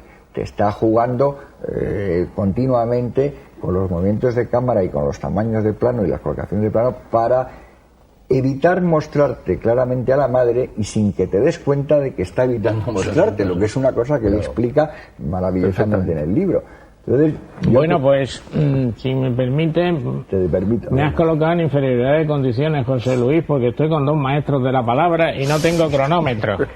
Entonces me gustaría poder decir qué es lo que he dicho. Cuando digo que es un producto perecedero, he utilizado otra expresión al mismo tiempo, Miguel. He dicho con la inocencia que se ve la primera vez, no se vuelve a ver nunca más, porque se conoce uno toda la historia y toda la película. Mientras que otras películas de Hitchcock, como Encadenado o como Vértigo, se ven con la misma inocencia y se encuentran nuevas cosas. Y en esta película, a mi juicio, no. Aclarado, déjame que termine. Déjame que termine, maestro de la palabra. Nuevas cosas después de verla 20 veces, igual que con Vértigo. Yo también, ¿no? Déjame que termine. Sí. Yo creo que habéis caído ambos en la trampa de la palabra comercial. Yo no he utilizado la palabra comercial peyorativamente, bajo ningún concepto. En mi vida he utilizado esa palabra peyorativamente, porque yo creo que las películas se hacen para que las vea la gente. La mayor cantidad de gente. La mayor cantidad. Lo que he querido decir, y me he expresado mal, es que en otras grandes películas de Hitchcock no tiene tan en cuenta la masa. Y hace la película tal cual le parece conveniente, y con una, por ejemplo, Los pájaros, sin ningún tipo de concesión, sin ninguno, por ejemplo, con La muerte en los talones, no hace ese tipo de concesión, y aquí hace muchas concesiones, probablemente porque él es el productor de la película, probablemente porque tiene mucho riesgo la película, por todas esas razones que tú has dado, él hace esas enormes concesiones al público. Y que no engaña, es la tercera cosa que ha dicho. Es la primera vez, creo yo, en el cine de Hitchcock que Hitchcock, de una manera inteligente, porque es un hombre muy inteligente, engaña al espectador en una sola ocasión, que es cuando Norman entra y ve el cadáver y se espanta y se horroriza. Evidentemente es un psicópata y está haciendo un doble papel, pero el público no lo sabe, y lo que está haciendo Hitchcock es engañarle, diciéndole que Norman se está espantando cuando realmente no se hubiera espantado en la vida, hubiera visto el cadáver. Norman se espanta, porque la acaba de matar. A su madre. Es un caso de doble personalidad, y en ese momento Norman no es su madre. Eso es una fantasía. Bueno, pero una fantasía psicoanalítica perfectamente admisible. Bueno, ahora viene el truco del final, cuando se le debe hablar como es la madre, claro. Ahí yo vuelvo a discrepar. Vamos a ver, no sería la primera vez que Hitchcock engaña, porque hay un engaño sumamente famoso que es el de, ¿cómo se llamaba? La del teatro, el pánico en la escena. Está toda mentira. Es el engaño que es un engaño, aunque sea un engaño verbal. La imagen no miente. La imagen no. Aquí hay un aparente engaño que yo creo que no es un engaño, que es una parte de la interpretación psicoanalítica, que podrá ser discutible o no discutible según qué escuelas psicoanalíticas, de la escisión de personalidad, de la esquizofrenia, o como lo quieras llamar. En el caso que es el supuesto de la película, que es alguien dividido en 2 personalidades, que una domina o domina otra y al final domina únicamente la de la madre, si cuando unos ratos él es la madre y otras veces él es. Pero a vosotros os ha interesado algo la explicación psicoanalítica de la película, que a mí me parece lo peor de la película, que no era necesario explicar psicoanalíticamente el personaje. A mí me parece esa escena que tiene muy mala fama, me parece una escena magnífica. Yo te voy a poner solamente te voy a hacer una pregunta. Nos gusta, sí, perdón, mucho Ordet, eso sí, ¿no? Sí, cuando termina la escena de la hermana que le da la lámpara, en fin, todo eso, y ya se descubre todo. Bonita escena, la de la lámpara. Magnífica escena. Como entra en los ojos, la luz en los ojos. Yo estoy loco para hablar de imágenes. La luz en los ojos de la muerte. Y se pasa al último plano, la película se entiende exactamente lo mismo. Exactamente lo mismo. Yo creo que no. La interpretación, es que lo de la psicología de la película es de un elemental, de un pedestre que no está a la altura del talento de Hitchcock, ¿no? Yo creo que es absolutamente estúpida yo creo que está fuera totalmente del contexto de una película el hacer profundísimas disquisiciones psicoanalíticas. No, si las hace Hitchcock. No las hace, no hace profundas disquisiciones. Hace una versión simplista que da un médico que nadie te dice que sea bueno, que es el médico forense de la zona o el psiquiatra de un pueblo perdido en medio de la No, sí, pero eso siempre le ha gustado. No tienes por qué darle ninguna autoridad a esa interpretación. Pero si tú te la has creído. No, pero si no es que me la he creído, es la explicación que te da la película. Pero si tú te la has creído y dices, no, es que está, como tiene dos personalidades, la de la madre y la del hijo. Bueno, hay una película que es otra obra maestra de Hitchcock que está en esa línea, que es Marnie la ladrona. Con esa dualidad también. Bueno, pues estos eran estos duelos fantásticos entre Juan Miguel Lamet y Miguel Marías que tenían y que aprendías un montón, porque eran dos visiones distintas y además los dos manejaban muy bien la palabra. Y bueno, ya hemos hablado, Antonio Jiménez Rico también salió muchísimo. Le pasó un poco como Eduardo Torruzo para mí también, pero sí que era un tipo muy interesante, que sabía analizar muy bien las películas, tenía la experiencia de ser un director, además director en activo, y se notaba, y sí que, dependiendo de la película también, pero sí que era un hombre, un buen contertulio. Juan Tebar también fue un magnífico contertulio. No soy muy apasionado de Fernando Méndez Leite en este programa, pero bueno, dependiendo cuál. Si tú interrúmpeme cuando quieras. No, me ha hecho gracia Fernando Méndez Leite porque yo la verdad es que en este programa no tengo demasiados recuerdos de él, pero sí que es un crítico. No hay que decir solo que él salió básicamente en la primera fase, en la segunda ya. Sí, pero bueno, que es un crítico que no me suele gustar, la verdad. Tampoco. Hay que decirlo. A veces sí que le he leído comentarios, no sé, como supuestamente irónicos hacia cosas que directamente es que no las entiende o no tal, que no me acaban de gustar. Digamos pero bueno. Que es la antítesis de Luis Alberto de Cuenca para mí. Por ejemplo, con lo cual, sí. Yo ahí no puedo... Supongo que será una persona estupenda, no lo niego, pero no me gusta su enfoque del cine. Tiene mucha experiencia en cine español sobre todo y sabe mucho de cine español. Pero sí que es cierto que su enfoque no lo comparto un poco a veces Destroyer y es, como hemos dicho, para mí es la antítesis de Luis Alberto de Cuenca, que a ti a mí no. Otro de los habituales también, porque sentía muchas simpatías por Oti Rodríguez de Marchante. Eso iba a decir yo también, era el siguiente. No sé si era crítico, el único que era... No, debe haber más, pero crítico de cine. Crítico profesional, pues crítico probablemente profesional, sí. Ahora mismo los demás... Que se dedicaba a eso. Y era un análisis magnífico, era un analista magnífico. Recuerdo el pase de Exótica, de Atome Goyan, otro pase que lo tengo muy en la memoria.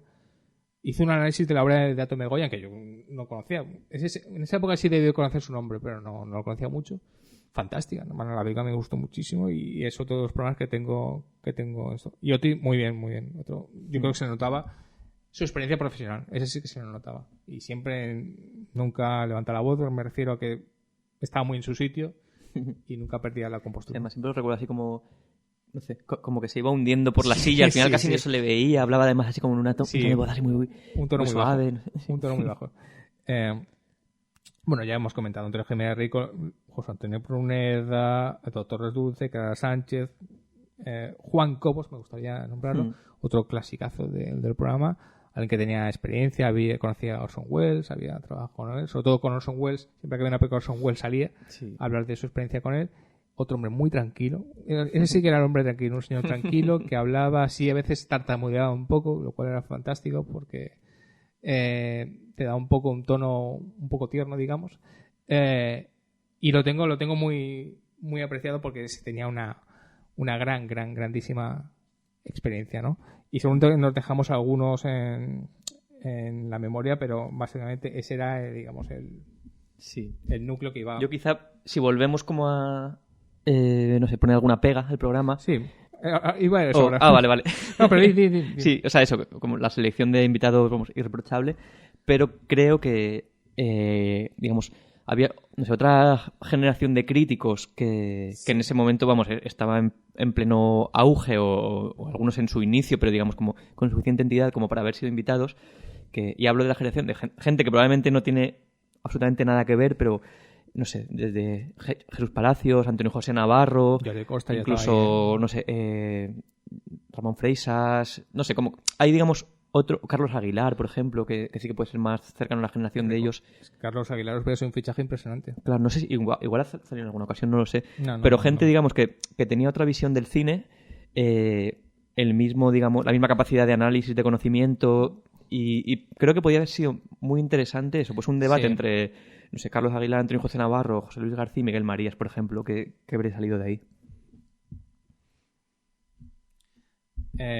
Bueno, volvemos a pensar lo mismo. Yo, conforme avanzar el programa, disfrutaba mucho de Juan Cobos, de Cuenca otra vez, de Miguel Marías, todos, pero sí que echaba de menos a gente que yo empezaba a leer y que no estaba ahí. Obviamente se nos ha venido el mismo nombre que Jesús Palacios, que hubiera estado magnífico, pero sí que sorprende un poco lo de Carlos Aguilar. Recordemos que Carlos Aguilar... Sí, podría ser como el enlace quizá entre esas dos generaciones. Y hubiera sido fantástico. Yo creo que Garci tira de su núcleo, de conocidos, amigos, claro, cosa bastante normal, como haríamos todos.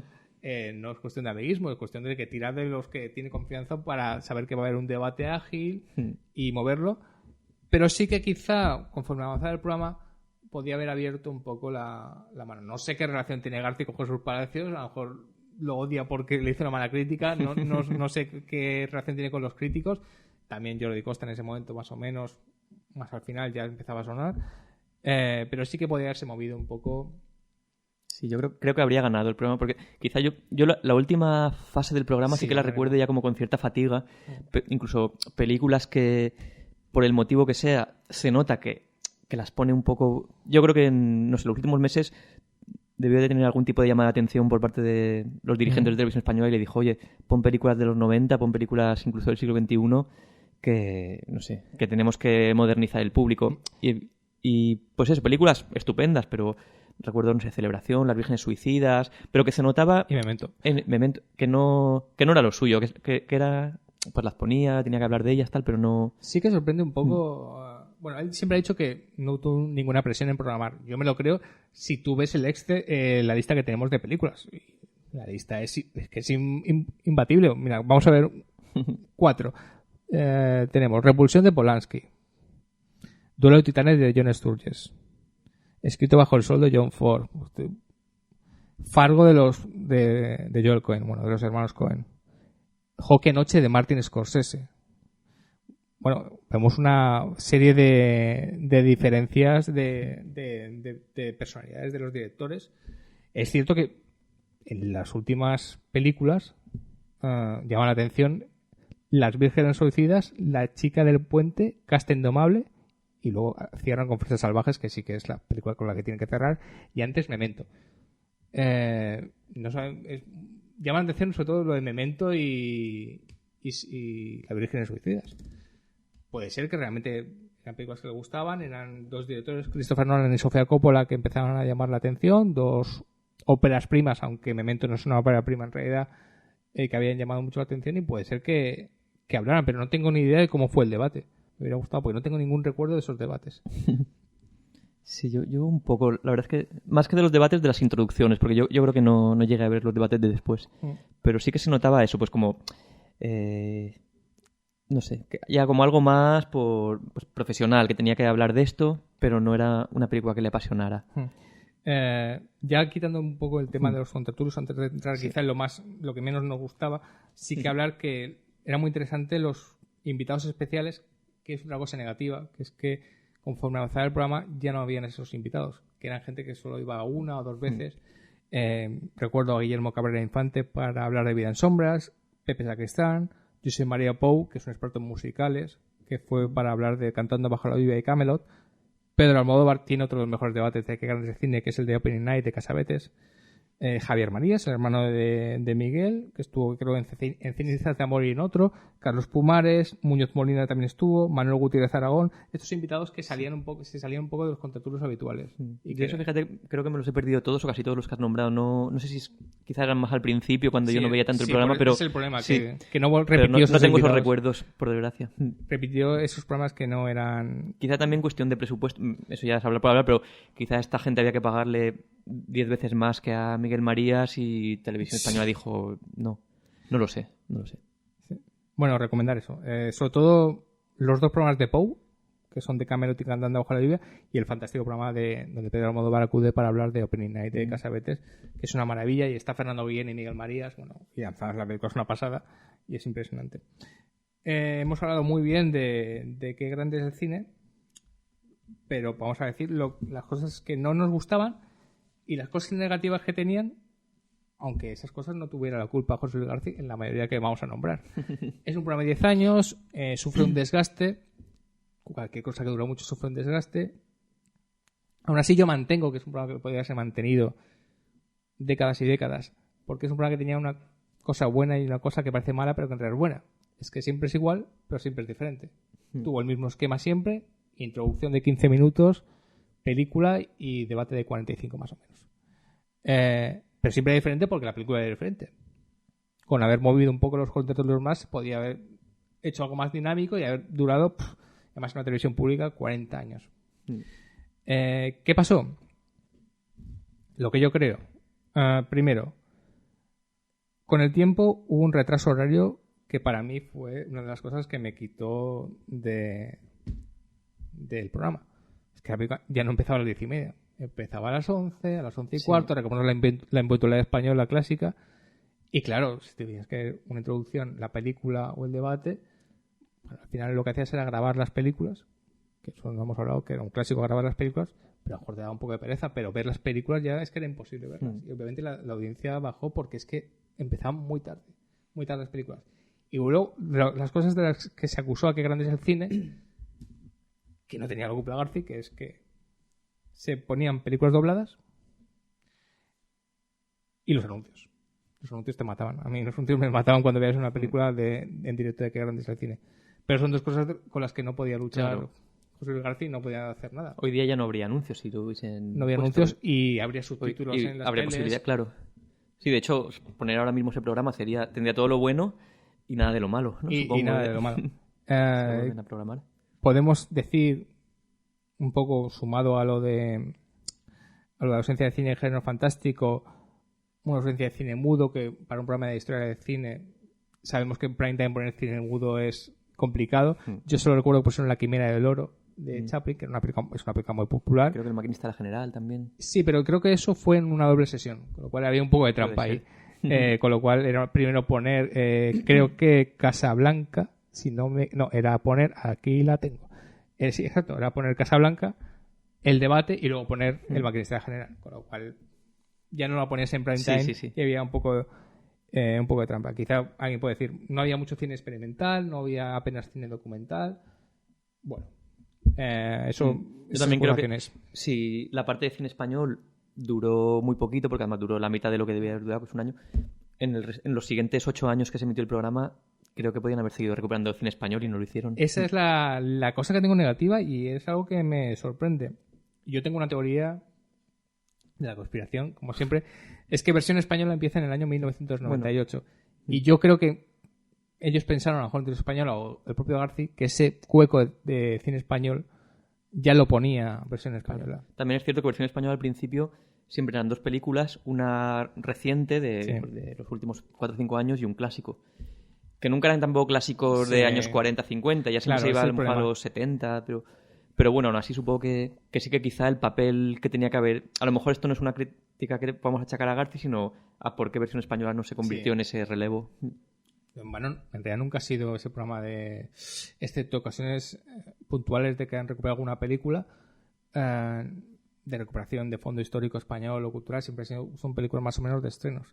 Y hablando ya en versión cotilleo, Versión Española lo presentaba Cayetana Guillén Cuervo, que en esa época iniciaba o estaba en una relación sentimental justamente con José Luis García.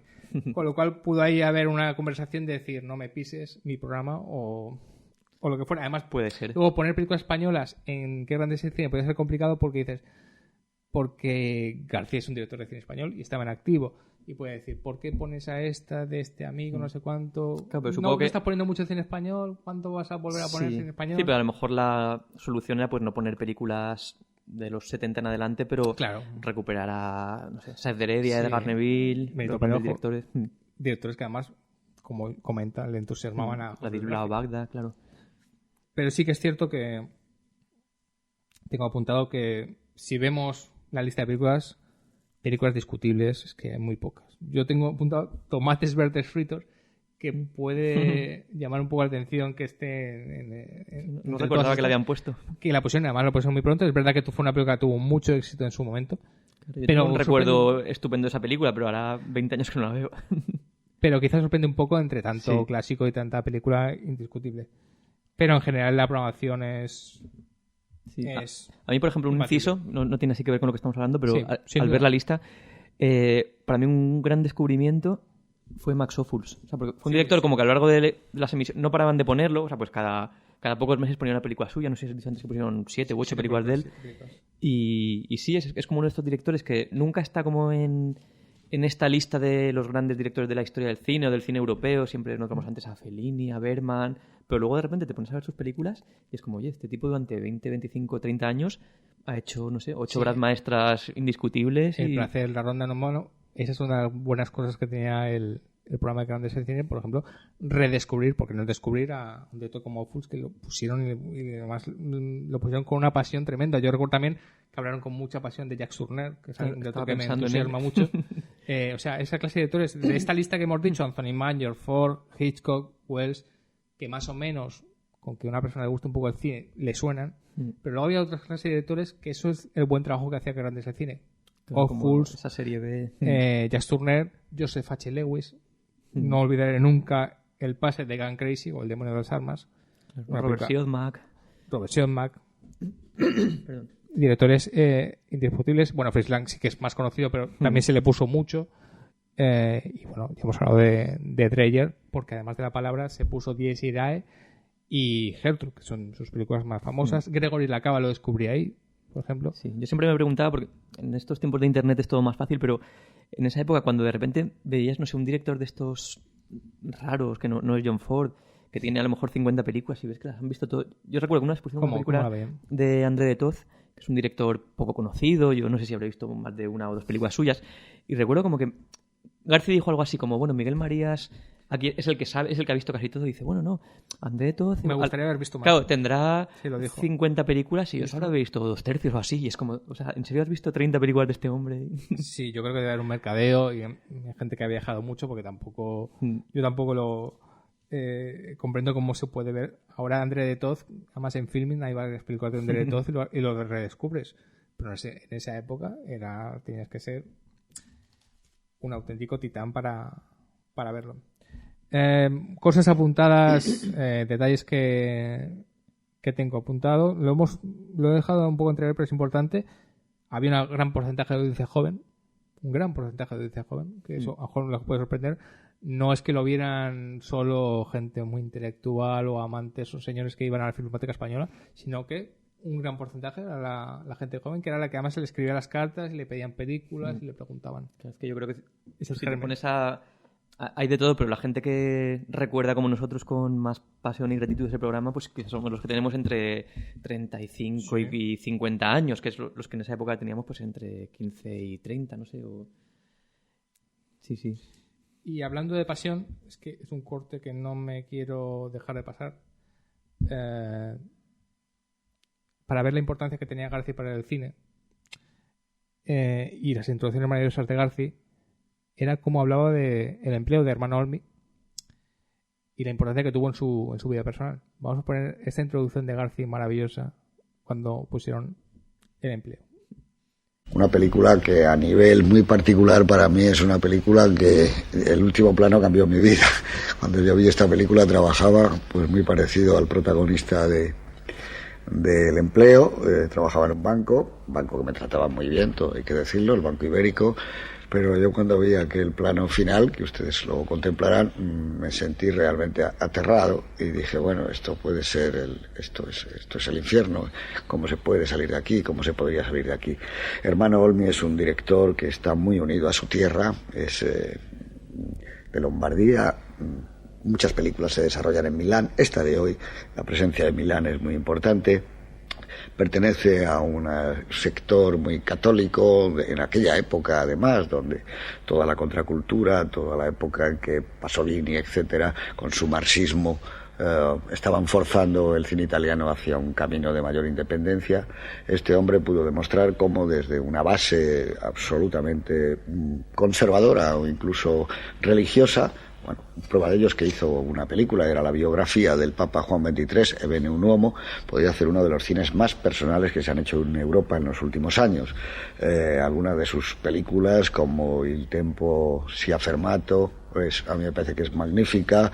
Los novios, El empleo es una película que le da una gran cantidad de premios y sobre todo tiene una de las obras maestras incuestionables del cine europeo de los últimos 30 o 40 años, que es El árbol de los suecos, donde es rodada en su misma región donde él nació.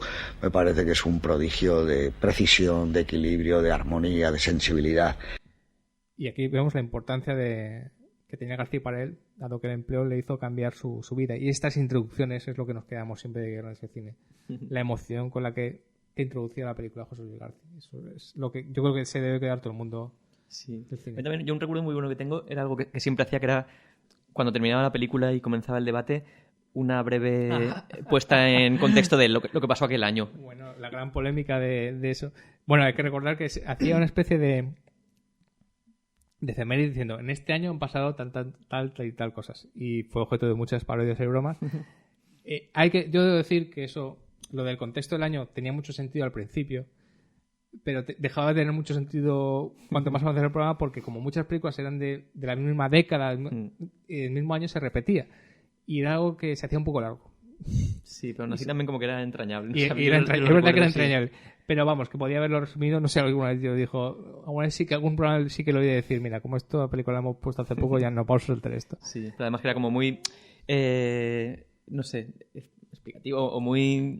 Tenía mucho que ver con el, claro, supongo que él decidía lo que había pasado en aquel año, o sea, claro, decidía el filtro de acontecimientos, y siempre había habido algún combate de boxeo decisivo ese año. Sí, claro. Siempre había pasado algo con Faulkner o con Truman Capote o con ciertos escritores, como que si no se habían muerto ese año, habían publicado no sé qué novela o le habían dado el premio Nobel. Y eso, era como muy curioso, ¿no? Ver qué decidía él que fue importante ese año.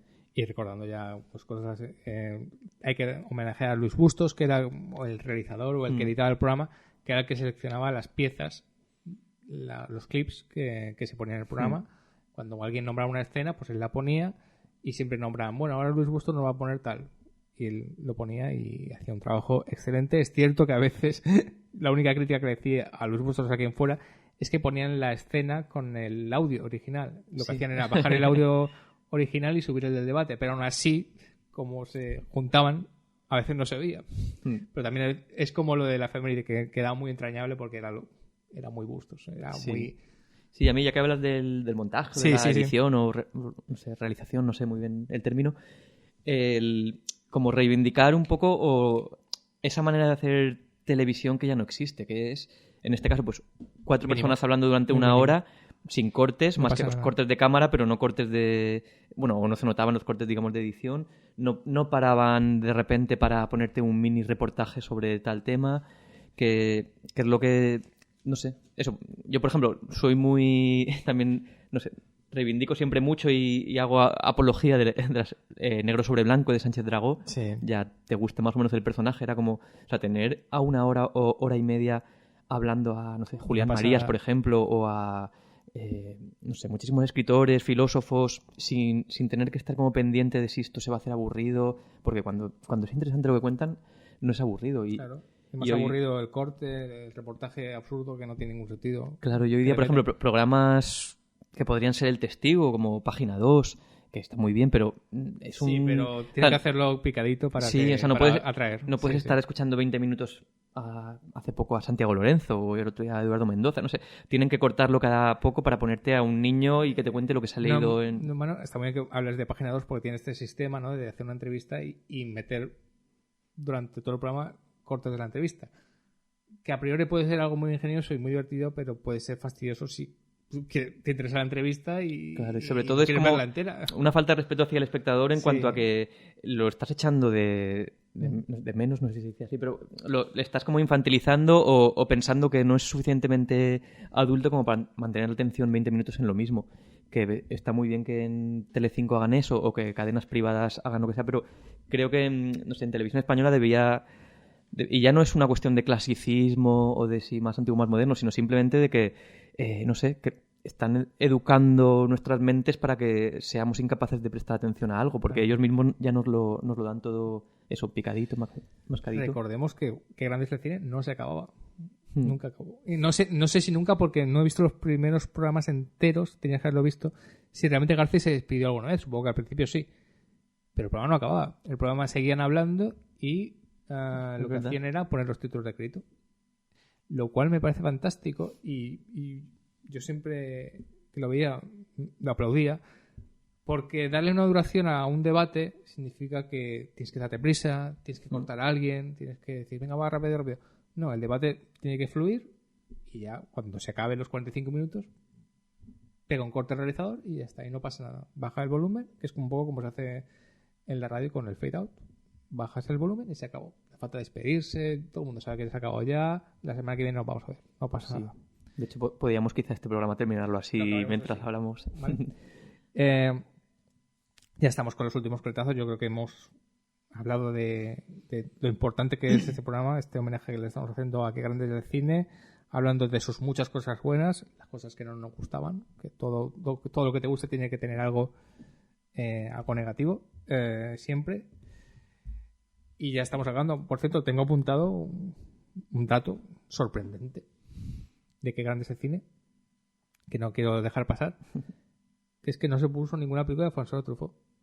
Es un detalle que tiene que ser cosas de derechos, obviamente, porque a François Truffaut se nombraba mucho. Siempre que había un programa de Hitchcock, se nombraba su libro, se nombraba la Nouvelle Vague, pero jamás, si no me equivoco, a lo mejor algún oyente dirá, no, si lo pusieron y te has equivocado, en la lista no estaba. Yo creo que jamás se puso una película de Truffaut, y sorprende que Truffaut, que tiene una filmografía larguísima, aunque murió joven, Truffaut, que era alguien, sobre todo apasionado de la vida del cine, yo creo que se moja mucho con García, no en el estilo de dirección, pero sí en el estilo de pasión, cine y vida, nunca apareciera por Qué Grande es el Cine. Fue una lástima, porque yo creo que un debate de los 400 golpes o de las películas de Antoine Donnel hubieran sido una maravilla. Tampoco sé, por ejemplo, se me ocurre, no tiene nada que ver, pero si David Lynch llegó a aparecer, porque yo sé que Terciopelo Azul, por ejemplo, García, desde el principio, además, yo creo que fue la primera persona en España que dijo que era una obra maestra. La vio en Estados Unidos antes del estreno aquí en España y ya tiene textos de los años 80 diciéndolo. No en vano, Terciopelo Azul, yo creo que es una película que debería intentar poner. Estoy seguro. Estoy seguro, porque además es, digamos que siendo una película de David Lynch, no es Island Empire, digamos que es una película que gusta mucho incluso a los que no son fans de David Lynch, por ser un poco más narrativa. Y yo creo que la debería poner, y no en vano. Es cuando yo he hablado de la ausencia de películas de Carpenter, de Roger Corman, y yo en ese momento ya, sobre todo al final, echaba de menos una película del tipo de Terciopelo Azul. No recuerdo cómo Cronenberg, por ejemplo, no creo que lo pusiera tan bien. Cronenberg. Esa clase de directores, porque yo no recuerdo cómo entraba las películas. Creo que, sobre todo al principio, compraba el periódico y veía la película que era. Pero es lo que le hubiera faltado al cine. A Qué Grande es el Cine, ¿no? Es lo que hemos hablado. Ese ir un poco más allá. Sobre todo porque hemos dicho que José Luis García es alguien que seguro que las películas de Cronenberg le gustan mucho y Terciopelo Azul le gusta mucho, con lo cual es un poco extraño. Es una película que puso Teniente Corrupto, como lo he dicho, y películas de Jacques Tourneur, que es un maestro del cine de género. Pero bueno, quizá ese es el pero más grande que le ponemos Pepe y yo le ponemos al programa. Sí, pero vamos, desde luego sin empañar nunca la inmensa labor que hizo por el cine, por la cultura y también por algo que ya va más allá de todo esto, del cine, que es, por ejemplo, eso, 4 personas hablando. Podía haber como esos piques, enfados o peleas, como hemos visto antes entre Miguel Marías y tal, pero era gente que hablaba su opinión, se respetaba, a veces, pues sí, evidentemente unos se pisaban a otros al hablar, pero nunca, siempre existía como ese respeto, esa educación, ese poder tener opiniones enfrentadas. También es verdad pues que hablamos de cine, a lo mejor no, si hubiera sido un programa sobre, yo qué sé, algo tan detestable como, no sé, las tertulias políticas que vemos hoy día, pues son temas a lo mejor que a alguien le pueden tocar más y enseguida salta la gente, pero bueno, yo creo que no tiene nada que ver con el tema, tiene que ver con la manera de ser uno. Sí. Entonces, en ese sentido, creo que fue un ejemplo el poder escuchar durante 10 años a estas personas hablando de lo que sea, estando más o menos de acuerdo y sin llevarlo nunca al terreno de la pelea, de la descalificación, del enfado personal, pues es como eso, digamos que hay que estar agradecido a Garci por enseñarnos que otra manera de hacer televisión y tertulias es posible.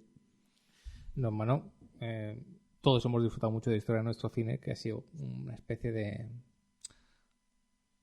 descendiente de qué grande es el cine, Sí. y que ha sido fantástico ver, y ha habido debates ahí de 1 hora fantásticos y muy divulgativo, lo que hablamos. Sí, no, yo creo que hablamos desde de la luego, divulgación. después de que grande es el cine, ha sido lo mejor que ha hecho Televisión Española por el cine en su historia, probablemente haya sido historia de nuestro cine. Hay que decir que tuvo 2 hijos que grandes el cine más o menos entre Madrid, que el programa era igual, que era Querer de Cine y Cine en Blanco y Negro.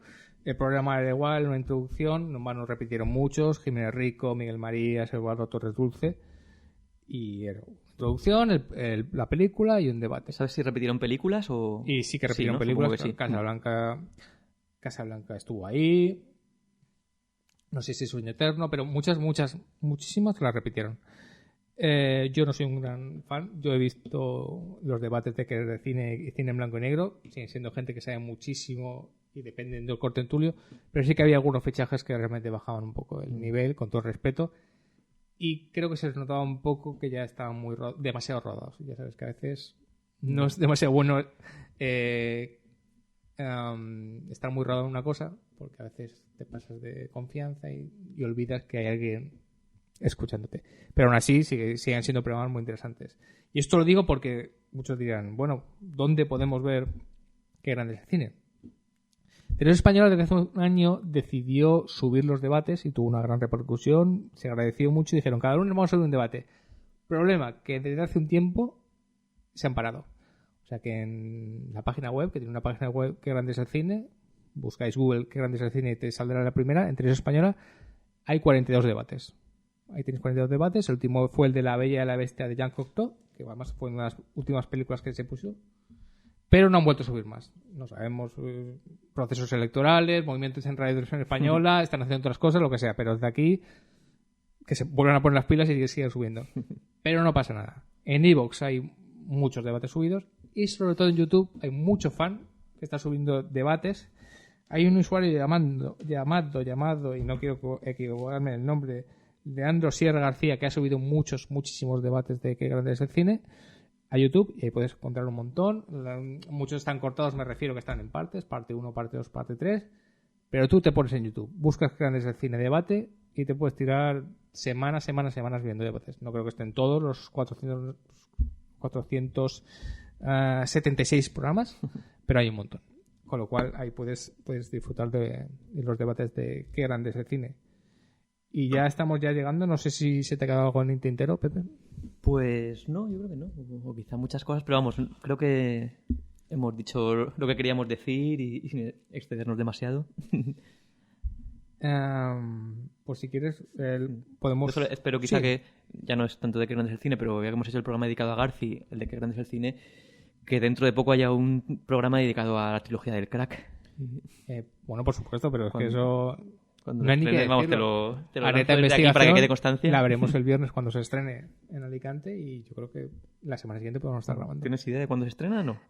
No, pero se acaba el rodaje, montaje, no sé si será una película para algún festival de Málaga. Recordamos que el Festival de Málaga creo que es marzo, abril, mayo, uno de estos meses. Podría ser un buen sitio para estrenarla y luego fecha de estreno. No, creo que es San Sebastián. Invitamos al propio García aquí a compartir con nosotros. No, pero podemos hacer un viaje a Madrid con una grabadora. Y pues hacemos un programa. Me apunto. ¿Te apuntas? Vale, pues queda hecho. Bueno, si luego hacemos el programa y nos sale García, no nos decepcione, porque hay que pagar el viaje. Pero bueno, nos vamos. Yo he hecho una lista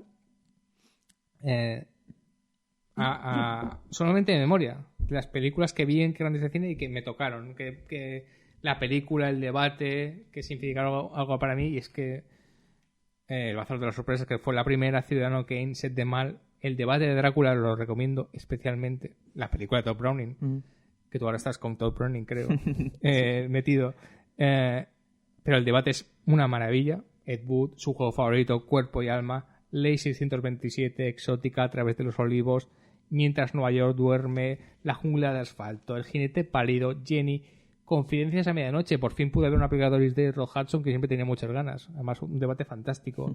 Lenny de Bob Fosse, Historia de Nueva York, La muerte tenía un precio, otro debate fantástico. ¿Ves? Con La muerte tenía un precio, ahí supieron hablar del Spaghetti Western y salir un poco en español, sí. de eso. Can Crazy, Agenda Oculta, Network, Frenesí, esa maravillosa película inglesa de Hitchcock, Bésame tonto, de esos humanos. Bueno, Fat City, La Casa Roja, el retrato de Dorian Gray, Punto Límite o Mesas Separadas y, como no, como ya hemos dicho, La invasión de los ladrones de cuerpos. Bueno, lo que hay que hacer es darle gracias a Qué grande es el cine y gracias a José Luis García, porque yo creo que sin Qué grande es el cine a lo mejor no estaríamos tú y yo aquí hablando. Estaríamos tomando una cerveza en algún sitio, pero no hablando de esto. Pero sí, no, yo creo que no me equivoco si digo que, no sé, aunque suene así muy grandilocuente, que mi vida habría sido distinta sin estos 10 años de emisión de cine en un momento tan importante para la formación de cualquiera como es esa adolescencia, primera juventud. Y desde aquí, nada, un llamamiento a la televisión española de que ese es el camino, creemos, ¿no? Que no tengan miedo a cortar o a poner, por ejemplo, me he despedido, pero voy a volver a una última cosa. Hace 2 semanas comenzó un programa fabuloso en televisión española que es, no recuerdo el título, perdón, pero es un programa de música en el que Ariel Roth va viajando por distintas ciudades de España y conociendo a músicos. Es un programa fabuloso. Hacía años que en televisión española no se hacía algo así de música. Vale. Este programa, hacía mucho tiempo que en televisión española todo se reducía a programas, por otra parte, tan disfrutables como cachitos que cogen, digamos, el archivo de televisión española y lo reeditan y dan una vuelta. Pero lo que es grabar a los músicos de ahora, como lo está haciendo este programa, no había pasado en mucho tiempo. Pero, ¿qué pasa? La pega. Que tienen miedo o a lo mejor en una hora quieren poner demasiados cantantes y las actuaciones duran 30 segundos, 45, nunca ponen una canción entera. Con lo cual ya estamos otra vez con lo mismo. Como tienes, no sé, el otro día Ariel Roth y Raimundo Amador tocando juntos, se les nota emocionados. Sin embargo, tú no te emocionas porque están 3 minutos hablando y 20 segundos tocando. Y es como, no sé, no tengamos miedo a poner las cosas de principio a fin, a poner entrevistas de 1 hora, a poner canciones enteras, que no sean trocitos. Porque al final todos lo agradeceremos y también como que nos reeduca un poco en esto que estamos perdiendo cada vez más, que es la atención y el escuchar las cosas sin prisas y sin miedo a que cambiemos de canal. Y el diálogo, ¿no? Y el diálogo y aprender que lo que está diciendo la otra persona también es muy interesante. Y aprender a callarte y a escuchar un poco y que vas a aprender, ¿no? Totalmente. De acuerdo. Sí. Bueno, ¿y qué recuerdos tienes? ¿Otro más recuerdos de Qué grande es el cine? Sí, pues aparte de los que he dicho, recuerdo por ejemplo Fat City, que lo has citado tú, de John Huston, una película que me marcó. No la he vuelto a ver desde entonces, hace ya muchísimos años, pero recuerdo también que me dejó, no sé, impresionado. Me costé las tantas viéndola y al día siguiente no podía pensar en otra cosa. No es algo que no hemos dicho, que es Qué grande es el cine era un programa de verano para mí. Porque yo lo grabé mucho en vídeo, pero en verano era cuando podías, porque no tienes que madrugar al día siguiente para perder el tiempo en el instituto, entonces lo veías entero en verano. Claro, yo en invierno no me podía acostar esas horas, en verano sí. También recuerdo el dilema entre si lo pongo a grabar, pero claro, las cintas duran 3 horas.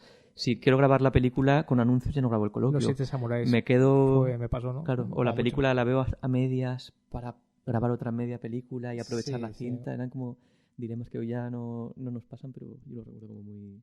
Sí, había mucho cariño, no sé cuánto. Hola, buenas noches. Bienvenidos un día más a Qué grande es el cine. Hoy vamos a ver la película El sueño eterno, un clásico. Yo creo que no se la puede definir de mejor manera. Un clásico de Howard Hawks. Howard Hawks es hoy un director de los más grandes, sin ninguna duda, que ha dado la historia del cine. Cuando murió, hace unos 20 años, la agencia Associated Press dijo: acaba de fallecer un director legendario. Pero no siempre fueron así las cosas, porque evidentemente al final de su carrera era respetado y admirado por cinéfilos y aficionados de todo el mundo. Pero solo hasta llegar los primeros años 60 empieza el prestigio de Howard Hawks. Antes está lleno de libros y de historias del cine que pasan por Hawks como por un artesano sin mucho valor.